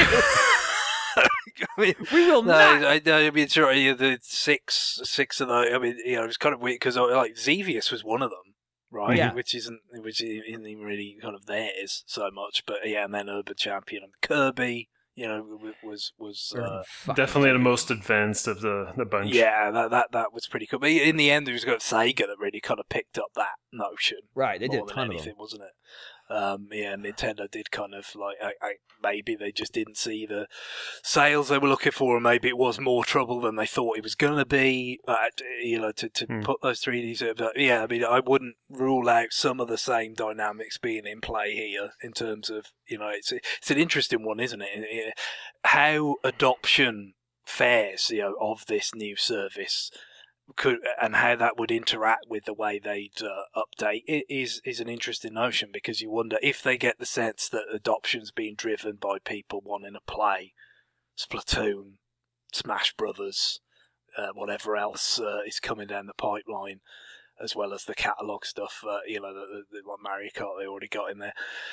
How much does that make them feel like, well, you know, do we really need to make a big deal out of the retro games if that's really what's driving people to pay the money? Or, you know, do they see it as a question of like, well, you know, if we're going to continue to drive growth, then we need to keep adding more and more reasons for people to buy in? But, you know, if that was their thought process, and if they were really taking this fucking shit seriously, we wouldn't have so many black box games on this list to start with. They would have come out with some fireworks. That's what I mean. It just, the size of it and the particular games that are, it just feels so much like something that you would have expected to a year ago. Right. Like, and I guess that's the biggest thing when you look at this is. And I have no idea, you know, what's involved with their planning and execution of this service and all that kind of thing. But it's difficult. It's difficult to see where the year went at this juncture, right? In terms of because it's the same numbers we got a year ago. The numbers, the stupid chat app hasn't been dealt with. You know, you're not talking about hey, you know, we are launching with a big, you know, catalog already. You know, like, no, it's you know, but if you go back to when the Virtual Console launched on Wii, you know, at the end of 2006, there were a lot of games available day one. You know, like, obviously we think of it later, getting down to, you know, like, it's 2 games a week, and then it's 1 game a week, and then it's, you know, nothing when WiiWare comes on or whatever. It's no games forever. You know, like, 20 is not like some big catalogue on day one. You know, if you're trying to sell that this is a library, I think you would have wanted to start bigger than 20. Yeah. Yeah, well, people were throwing around the name Netflix, you know, like as those people had lost their damn mind. Right, yeah, this is not comparable at all. 20 is way too small a selection. Sort of like, yeah, I mean, we're going to add to it, but right now our movie service has 20 films for you to watch. I mean, and the thing is, like, it's 20 films, and we were having conversations about movies in the break, and 5 of them are Popeye. Like, it's fucking... this list is dastardly. Honestly, like, have you played soccer on the NES? I've not, no. It's not good. Tennis? Like, Ice Climber is a bad game. What is that? What? Because you've already got pedantic, including the S. That's not me, that's just mispronouncing the word. I was emphasizing that there was no S at the end. Like, it's just, these aren't, like, granted, there are good games on this list. There are 3 of them, like, legitimately really good games. Super Mario Brothers, I don't want to play that game again. Ice Climber, I don't even know her. Wow. Like, it's just, there's nothing inspiring about this list at all. Yeah, it is, and you know, like, I'm reading Anna's email, and she asks, like, will Nintendo do the same for SNES, N64, and GameCube titles? No! And it's like, well, SNES we were told by Nintendo that they would be coming at a later date, right? But N64 and GameCube were never, you know, words that were pronounced or written anywhere near the service. GameCube was something you heard a lot about in the run-up to Switch, that, you know, the GameCube games could be coming back in some form, but, you know, I could much more readily imagine if that ever does materialise. And that's that it would just be standalone digital purchases. Yeah, they're not going to give you those for free. No, but I feel like, you know, like we keep saying that Nintendo needs a selling point for their online. Like, they don't have by themselves really much of an online library, and so they need to shore it up a little bit, and the third parties are not really helping. So I feel like, you know, GameCube and N64 games online would have been a great way to shore up that number, you know? But like, those games involve so much more, and like... Yeah, I know, but... And the multiplayer in those games isn't quite... I mean, a lot of these NES games that are multiplayer, soccer and tennis, no, but a lot of them are asynchronous multiplayer. So, sure. I play, then you play, then I... So, like, the latency and whatever, like, that's fine, and making those games... Like, that's why a lot of emulators could do it back in the day. But, like, something like GameCube, where it's like, this is a game made to be played on the same system? I don't know. Well, at the very least, you know, include the GameCube titles that were compatible with a broadband adapter. you know, and just hack your way into making them All online. All 3 of them. Yeah. No, play that, there's Double Dash, but was Kirby's Air Ride also compatible, or? It might have been. I was thinking you could play the Phantasy Star online card game. Sorry, Kirby Air Ride. Kirby We're being Air Ride, pedantic. yes. Yeah. that is tough, Kirby's Air Ride. He doesn't own it, but no, it's just Kirby Air Ride, please. Yeah, there's a bit of a mixture with Kirby titles about whether he owns the thing in question. he's just leasing the Air Ride. But no, they're gonna want to charge you for those games. N64 games, Nintendo hasn't figured out how to sell N64 games seemingly since the Wii, because they did it so sparingly on the Wii U. And part of it's probably because N64 games in general, this is not an across the board statement. Oh, they're shit. Yeah, all of them. Like they don't hold up. I would say the same thing's true for PlayStation games. Like they don't hold up either. Sega Saturn games weirdly do hold up because a lot of them were 2D. The 3D ones, like, holy shit. Yeah. But those games don't come out because a lot of them aren't good. And so they're not going to give you those for free. And Nintendo didn't make that many N64 games. Like, they made a big portion of the N64's library, but the N64's library isn't huge. Yeah, Rare made a big portion of the N64 library. Yeah, certainly between the two, yeah. So there's probably not a ton of them they could put out over the course of a console's life. And then GameCube has sort of a similar problem. Nintendo made a bunch of games for the GameCube, but they didn't make a bunch of games for the GameCube. They made like 20. Maybe 25. Well, okay, you could put one out every 6 months, I guess. It just seems like they'd be more likely to sell them to you. And the other part about this is, and I'm trying to run down the source of this one all the way, but I've seen lots of outlets mention it explicitly, is that the statement of they're not going to do a virtual console on this system. Yeah, so they were sort of asked for comment after this information that we've been discussing was uploaded to their website as promised in the investor Q&A or whatever, and they just said we're not going to be using that sort of branding on on Switch for classic games or whatever, which so it's not any kind of real shocker that it's a sort of vestigial thing. We've mentioned that there are a variety of ways in which classic games from Nintendo and other publishers are made available on Nintendo Switch, such as through the Nintendo Entertainment Nintendo Switch Online. By the way, the fact they're calling it the Nintendo Entertainment System - Nintendo Switch Online, that's the title that they put in a fucking comment response. Where they weren't listing on their website, like that sounds very, very specific. Like I said, I mean, I feel like Super Nintendo, that could happen at a later date, but it could probably it could be quite a sort of significant thing when it does, if you know what I mean. Like, yeah, it's not just going to be, there's not going to be like platform hopping willy nilly with this stuff. But when you so specifically kind of use that branding in talking about the service, let's put it this way: do I think right now they are actively working on getting Super Nintendo games, specific games, ready for the service? I do not.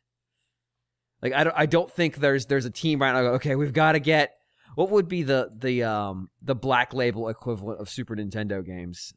Like what's Pilot Wings, F-Zero? Yeah, but those are games people might actually F-Zero's in there. Yeah, like games people don't really want to play for that much. That's especially like those are single player. I mean, yeah. Yeah, I mean, but so Zelda, so it's like, sure, but I don't know if they're going to go through the effort of putting Super Nintendo games on that service. I think maybe they should focus on the multiplayer games first, like Mario Kart before F-Zero. Yeah. But I mean, like, it seems like Nintendo is always so reluctant to work with their catalog that's anything outside the NES. Like, people kept thinking like, oh yeah, Nintendo's going to follow up NES. What is that called? The Classic Mini? Yeah, well, the collection of kind of WarioWare-ish NES.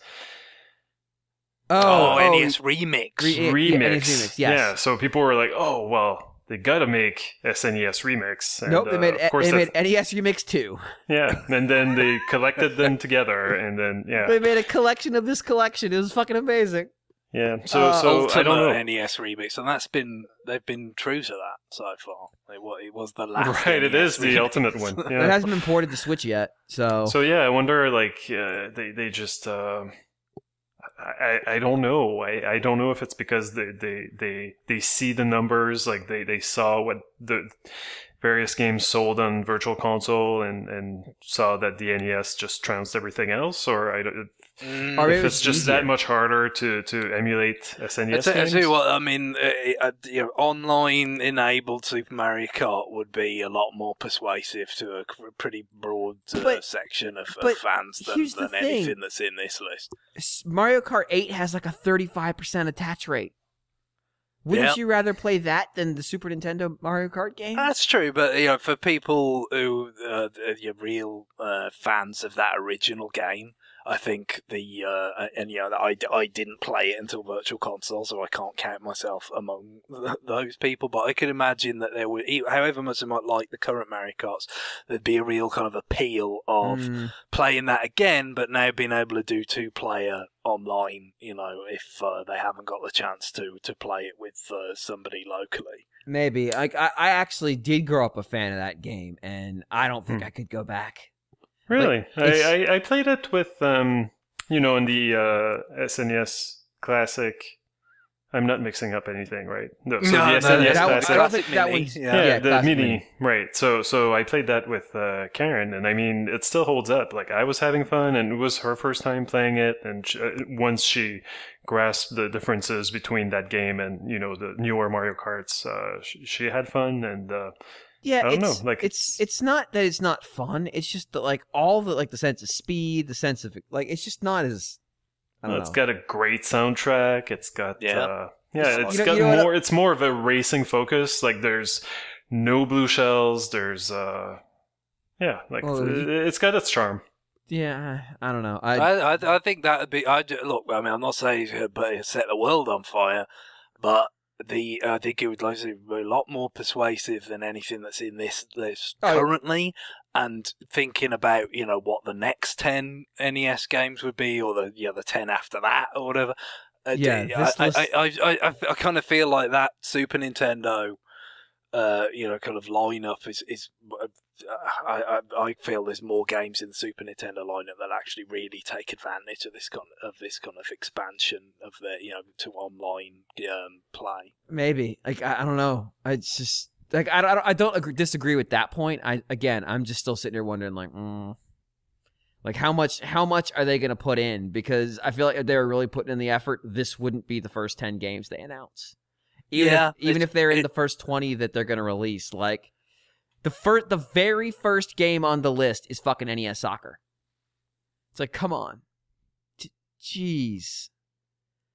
Even how they talked about it, it seems like even they aren't really pushing this as the primary thing. Like, when they first announced that they're going to have paid online, they threw this out there like, but there's also going to be these free online game or these free, classic games available. Just to kind of deal with the fact that they are going to charge. Like, it felt like it was almost a cover. That's the thing. I mean, going back to the always inevitably wrong predictions that we do at the start of the year. One of mine was I didn't think they'd completely follow through on taking the online away for people who wouldn't be willing to pay.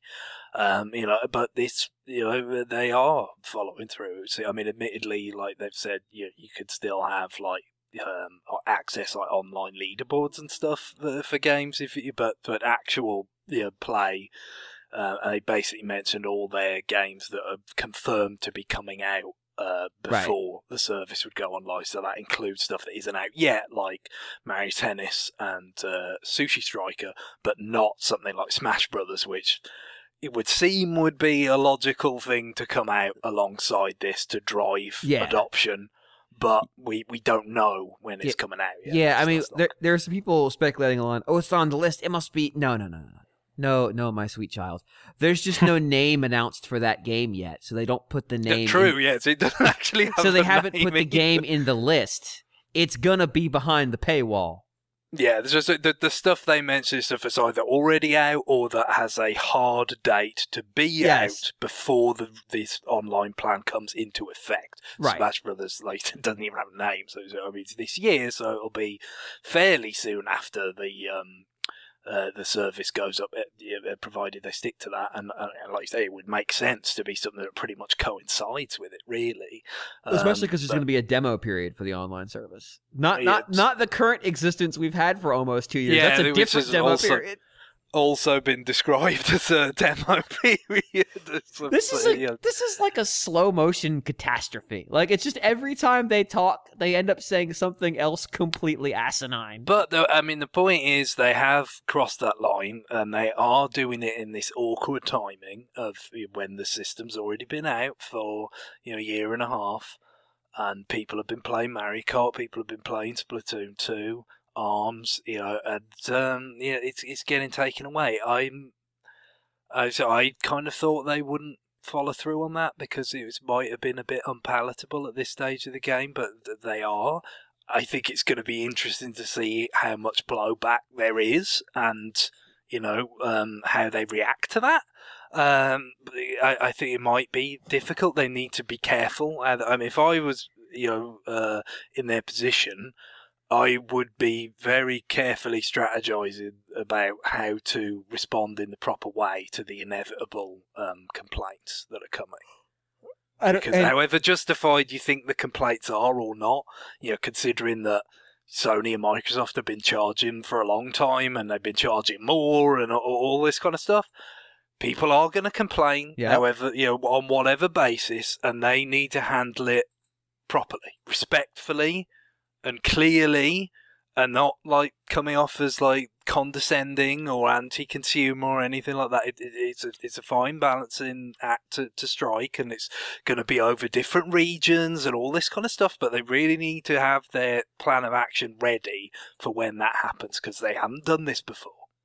No, I mean, they've stepped in it before, but this is a different thing that they're stepping in. Yeah, this is a different scenario where, the minefield is obvious, and, they could really put themselves in trouble if all they right, say so let's place our bets now. They will fail at that, right? Let's put our cards on the table. It's difficult under the best of I'm going 100%. They will fail within the first week of this thing going live. We will have our first, oh, God, why did you say that? Oh, my God. No, because it's like when you think in the past and you think of like the fridge cleaning comment. Yeah. Like that's the kind of stuff I'm talking about. It's just like it ends up because, especially these, the rate at which things are memorized or whatever these days is much more severe than it was then. Fridge cleaning just slays me now because of John's rants about it. Yeah, John is the exact kind of person that they could screw this up with. Because that's the point. I mean, the point was, in that case, there were real limitations with Wii. To their credit, they eventually kind of worked around them to the best, the best way they could, seemingly with the SD card channel and all that kind of stuff. But in the interim, you had stuff like that, which, like I said, came across as like condescending and dismissive, and just you need to be able to. We hear you, but we think we've got a good product, and we want you to take a look at it. What I will say, that's the broad kind of message you need to send, and be disciplined. What I will say right now, they do not have a good product.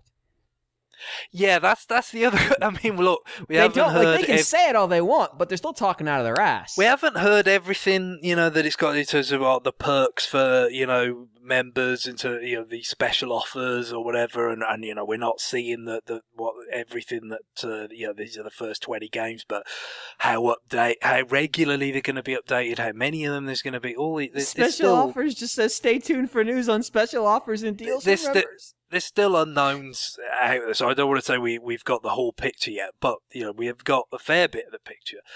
And I must say, it does feel also a little bit like getting bad news out of the way before E3, which 100%. That's what it was. 100%. It's just like, well, this isn't going to play too well, so we want to put a bit of a distance between this and more than a month for this to kind of die down, and then when E3 comes along and we talk about Smash Brothers and unannounced stuff, whatever it is, that can enjoy the buzz online, without being overshadowed by people sort of saying, oh, well, the online bits are totally underwhelming. This is 100% about protecting Smash Brothers, because Smash Brothers and online are inextricably linked.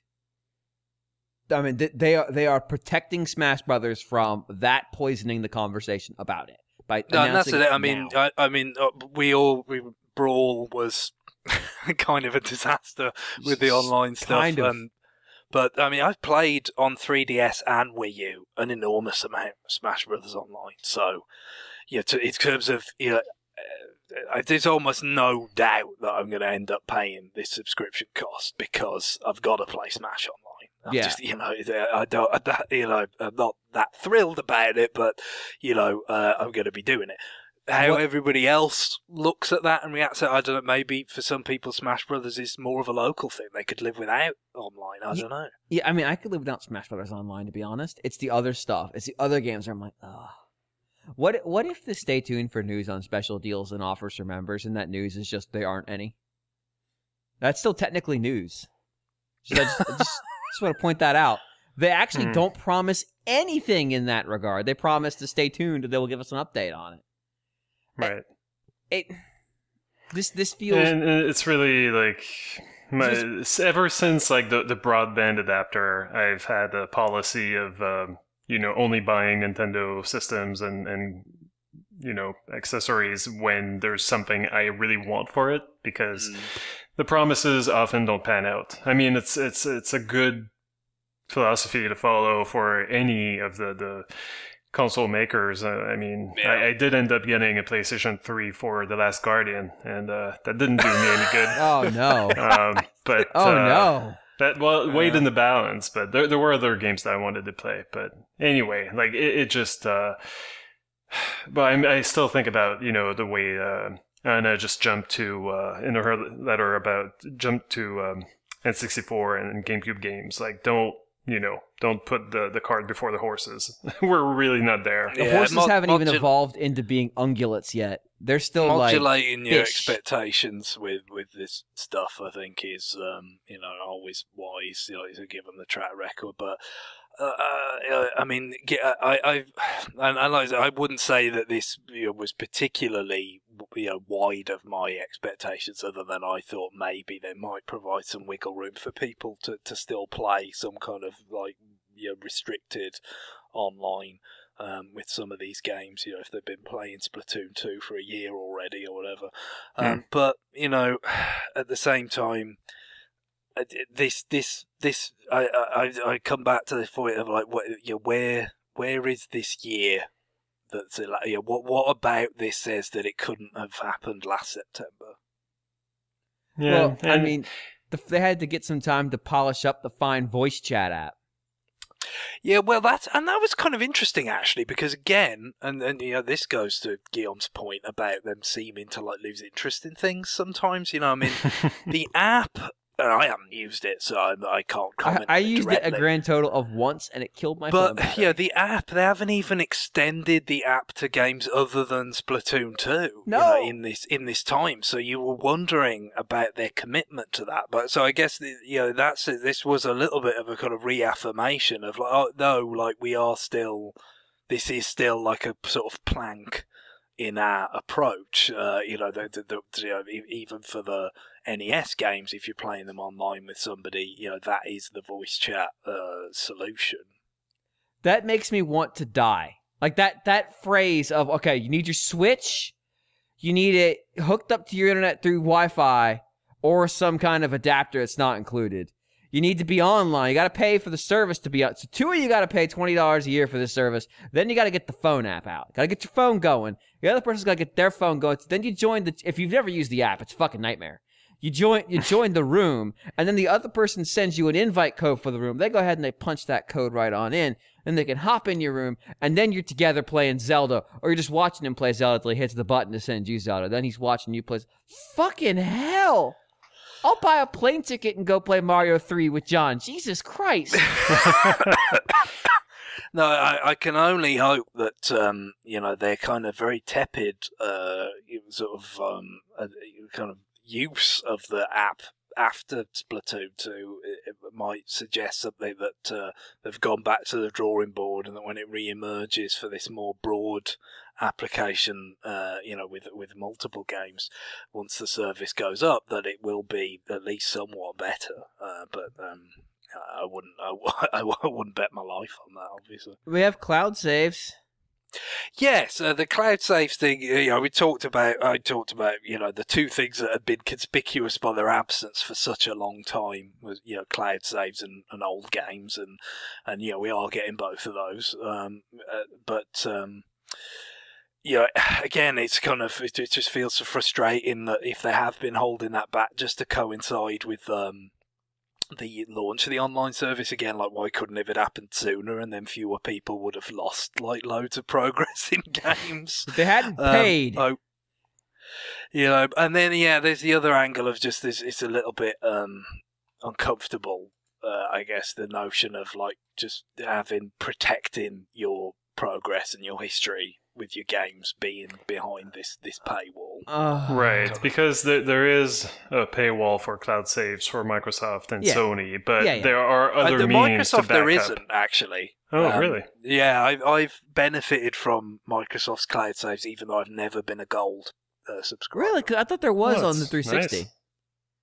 Yeah, well, maybe it was in the past, but because I have logged in from different Xboxes and been able to just continue that save despite never being gold. Okay. But yes, I think you're right about Sony though. Right. Yeah. Well, it was the case on PlayStation 3 anyway. Yeah. I'm reasonably confident it is on PS4 as well.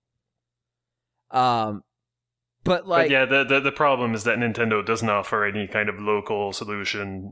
Like you can't just put your save on a SD card and back them up that way.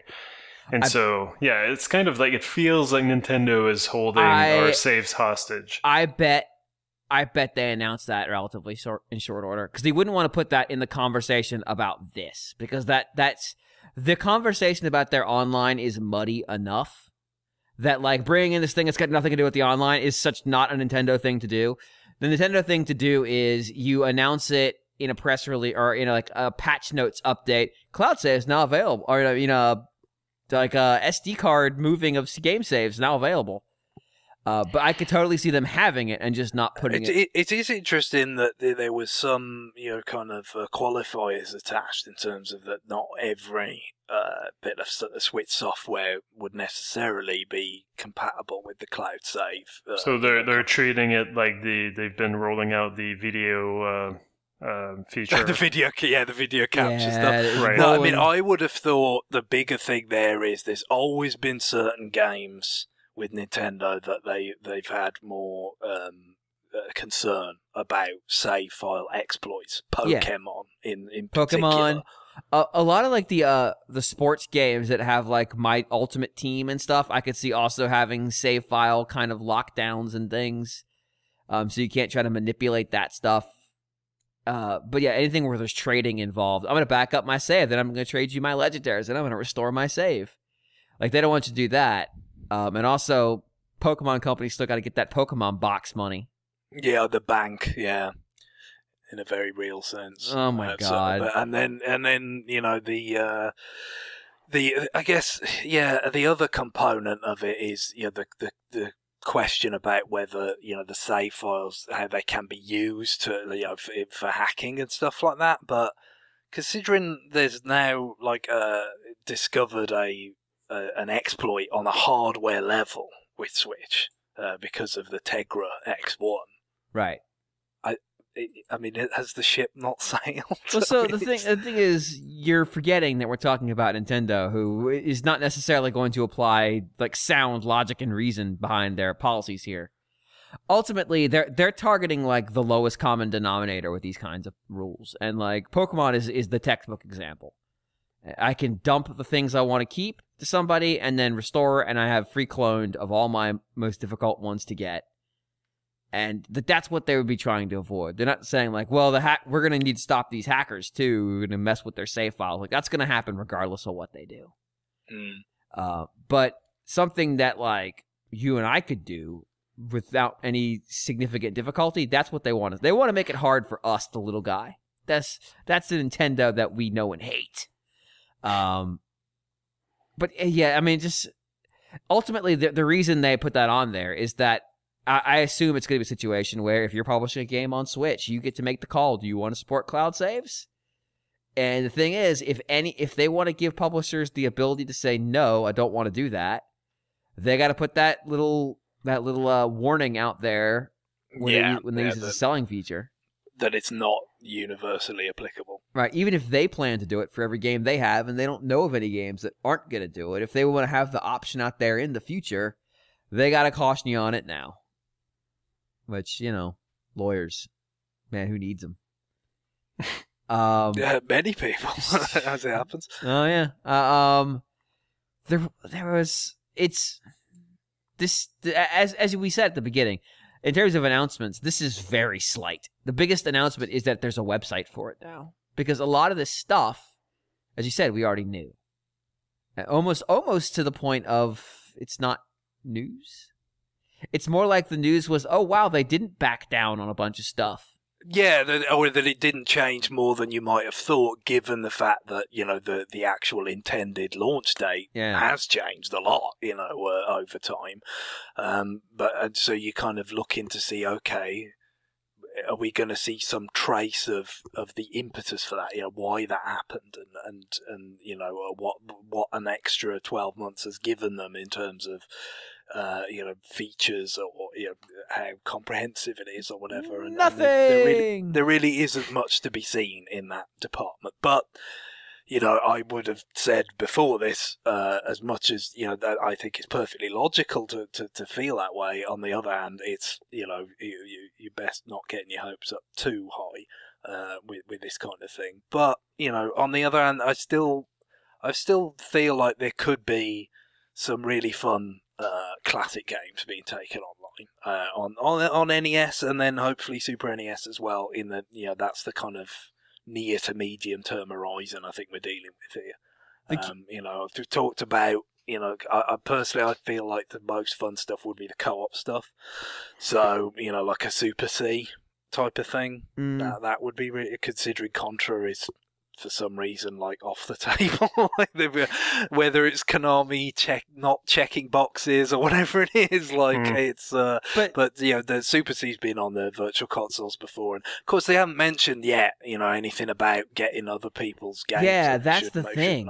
Because we should note that. So yeah, that would be something that would be heartening to me. Even the NES Classic Mini and SNES Classic Mini, like they've got third-party stuff on there. Yeah, but they signed that's exactly what I was going to say. Specific contracts for very specific games.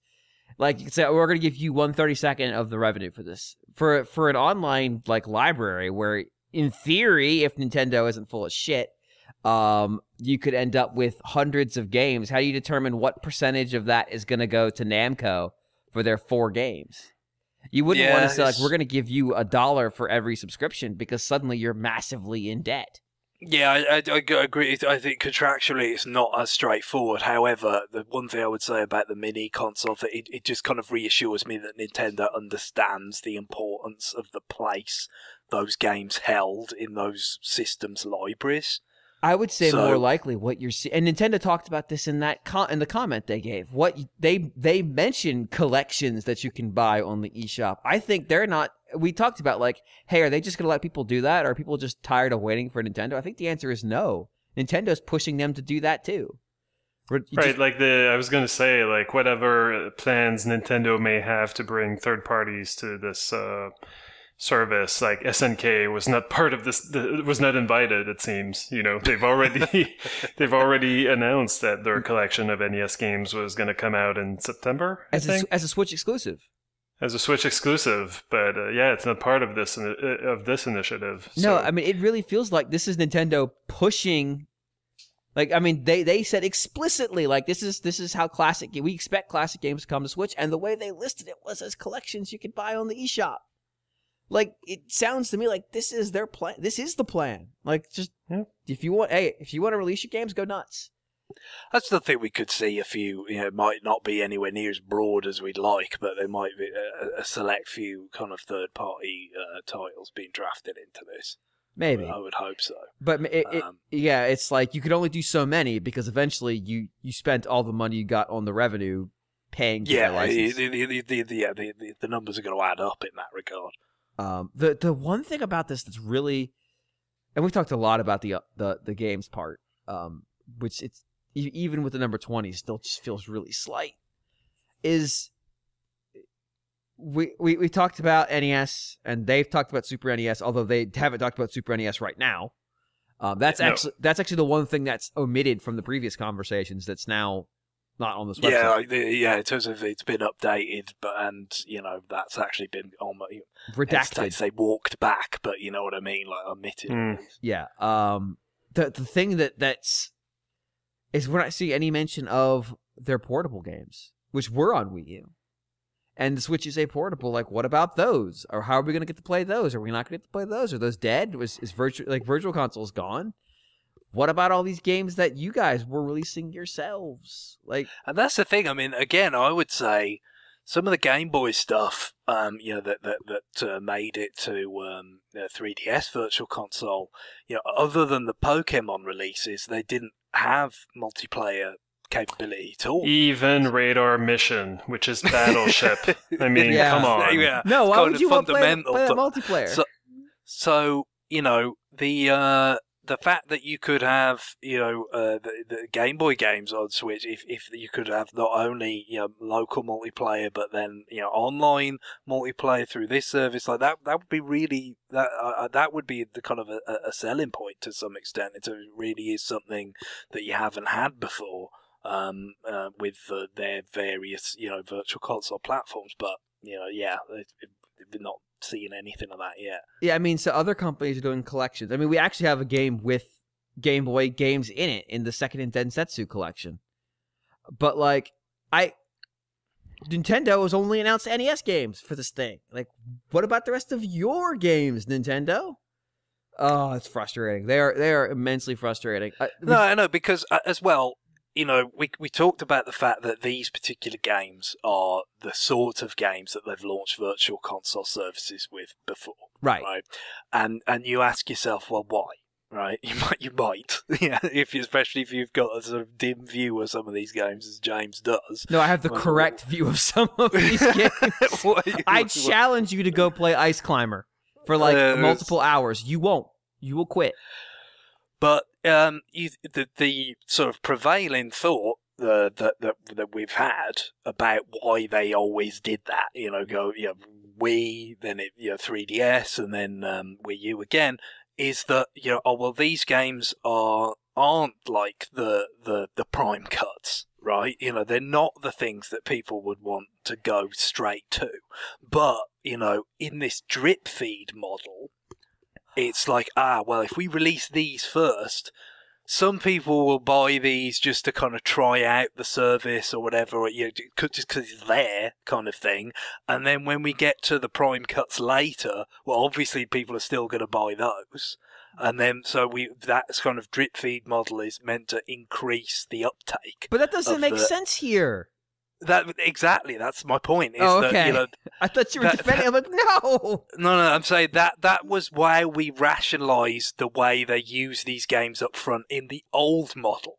But in this new model, it's far more difficult to rationalise. Actually, it's not purely. Obviously, Super Mario Bros. 3 is in there, which is about as prime cut as it gets. Yeah, really. But sure.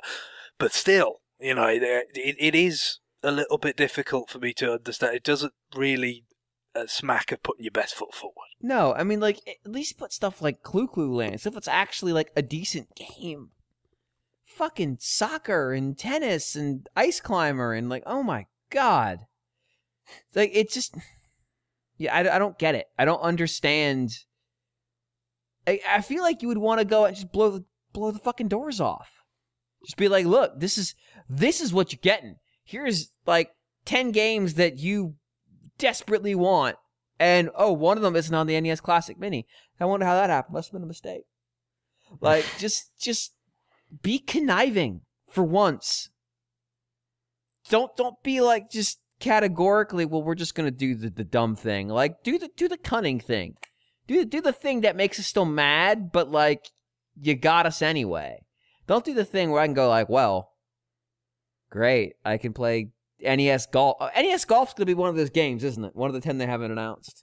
There's a decent chance of that, yeah. Oh, man, it's going to be the best one of the sports games. I don't even think that got to the kind of the I don't remember what they were called, but the GBA re-releases. The 20th anniversary. Yeah, it was on the 3DS though, for some reason.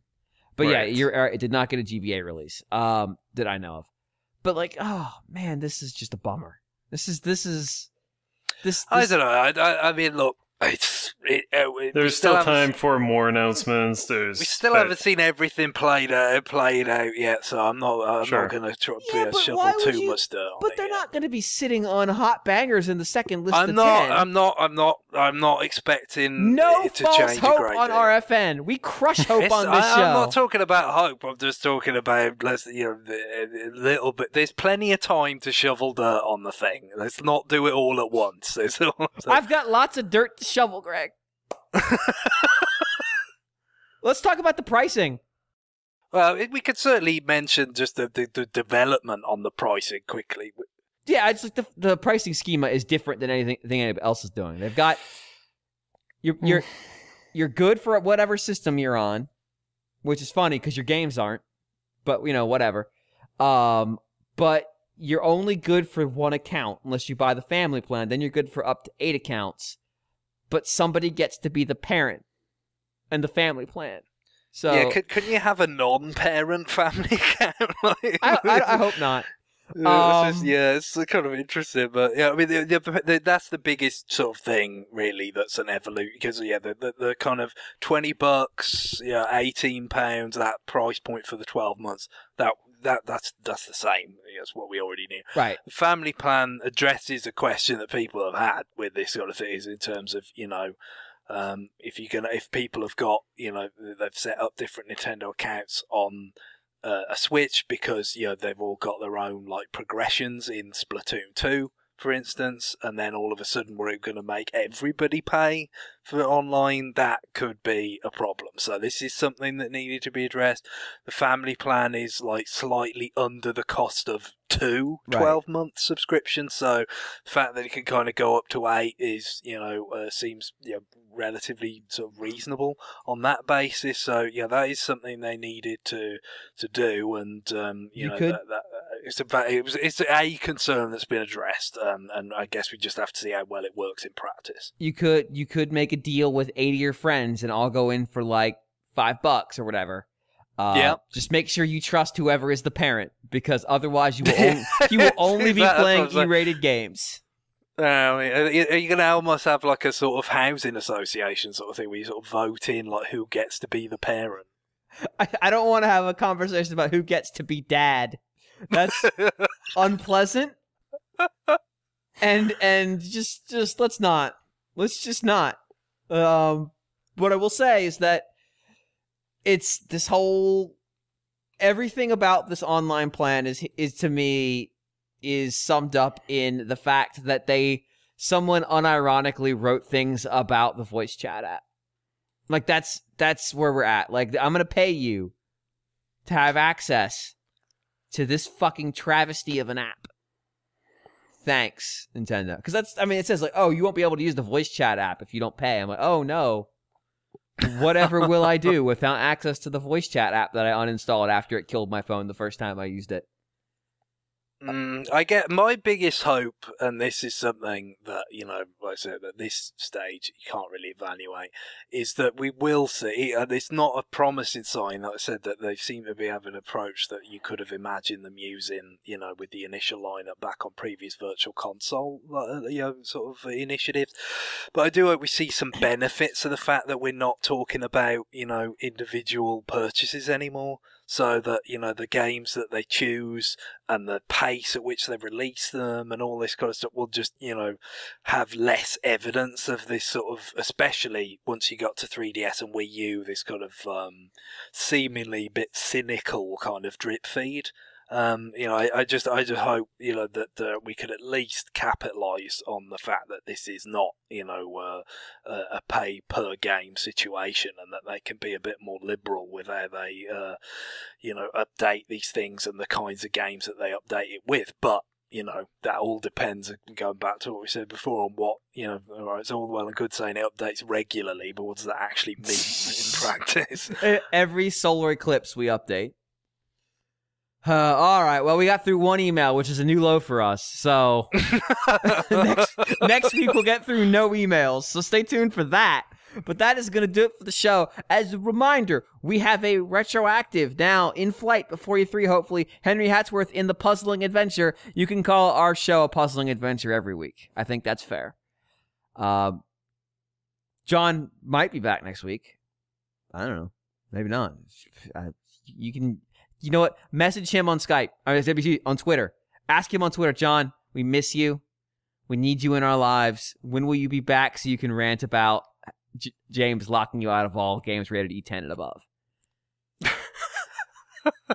He did say you were his daddy, to be fair. He did. So and I take that as that's permission. Contractually binding. He has said it. But, so he's as now... well as being like executor of his estate or whatever, it means you can ban him from playing the adult game. Naomi Tomo doesn't exist anymore, so that is lost to the ages. Nope, the audio still exists. We have a podcast. We've got to find some other way to codify that sentiment. He put it in the podcast. Also, moment of silence from me telling fuck it. He put it in the audio of the podcast, so that was sufficient and haunting for me. I mean, it's the stone tablets of our age. It's true. All of human knowledge preserved in this show. But that will do it for us this week. Greg, have you selected some closing music for us? I have. Although I did want to say, breaking news while we've been on. I was talking about Pinball Arcade earlier, thinking it might come back on Switch in July, maybe, once this Williams thing has expired. But in fact, the Switch news thing has updated during recording and has told us that it's actually coming back to the North American eShop on the 11th of May, which is now in Eastern time zones, and of course a few days ago for people listening to this. They're releasing a game on a Friday? So yeah, it'll be there apparently with 36 tables after the culling of all the Williams and stuff. So yeah, reduced certainly, but and you won't have a chance to buy any tables before the deadline on Switch. You'll have to do that on another platform. But here you go, as you know, as we've said before, we are ruthlessly topical on this show, so I did want to get that in there before before moving on to the music.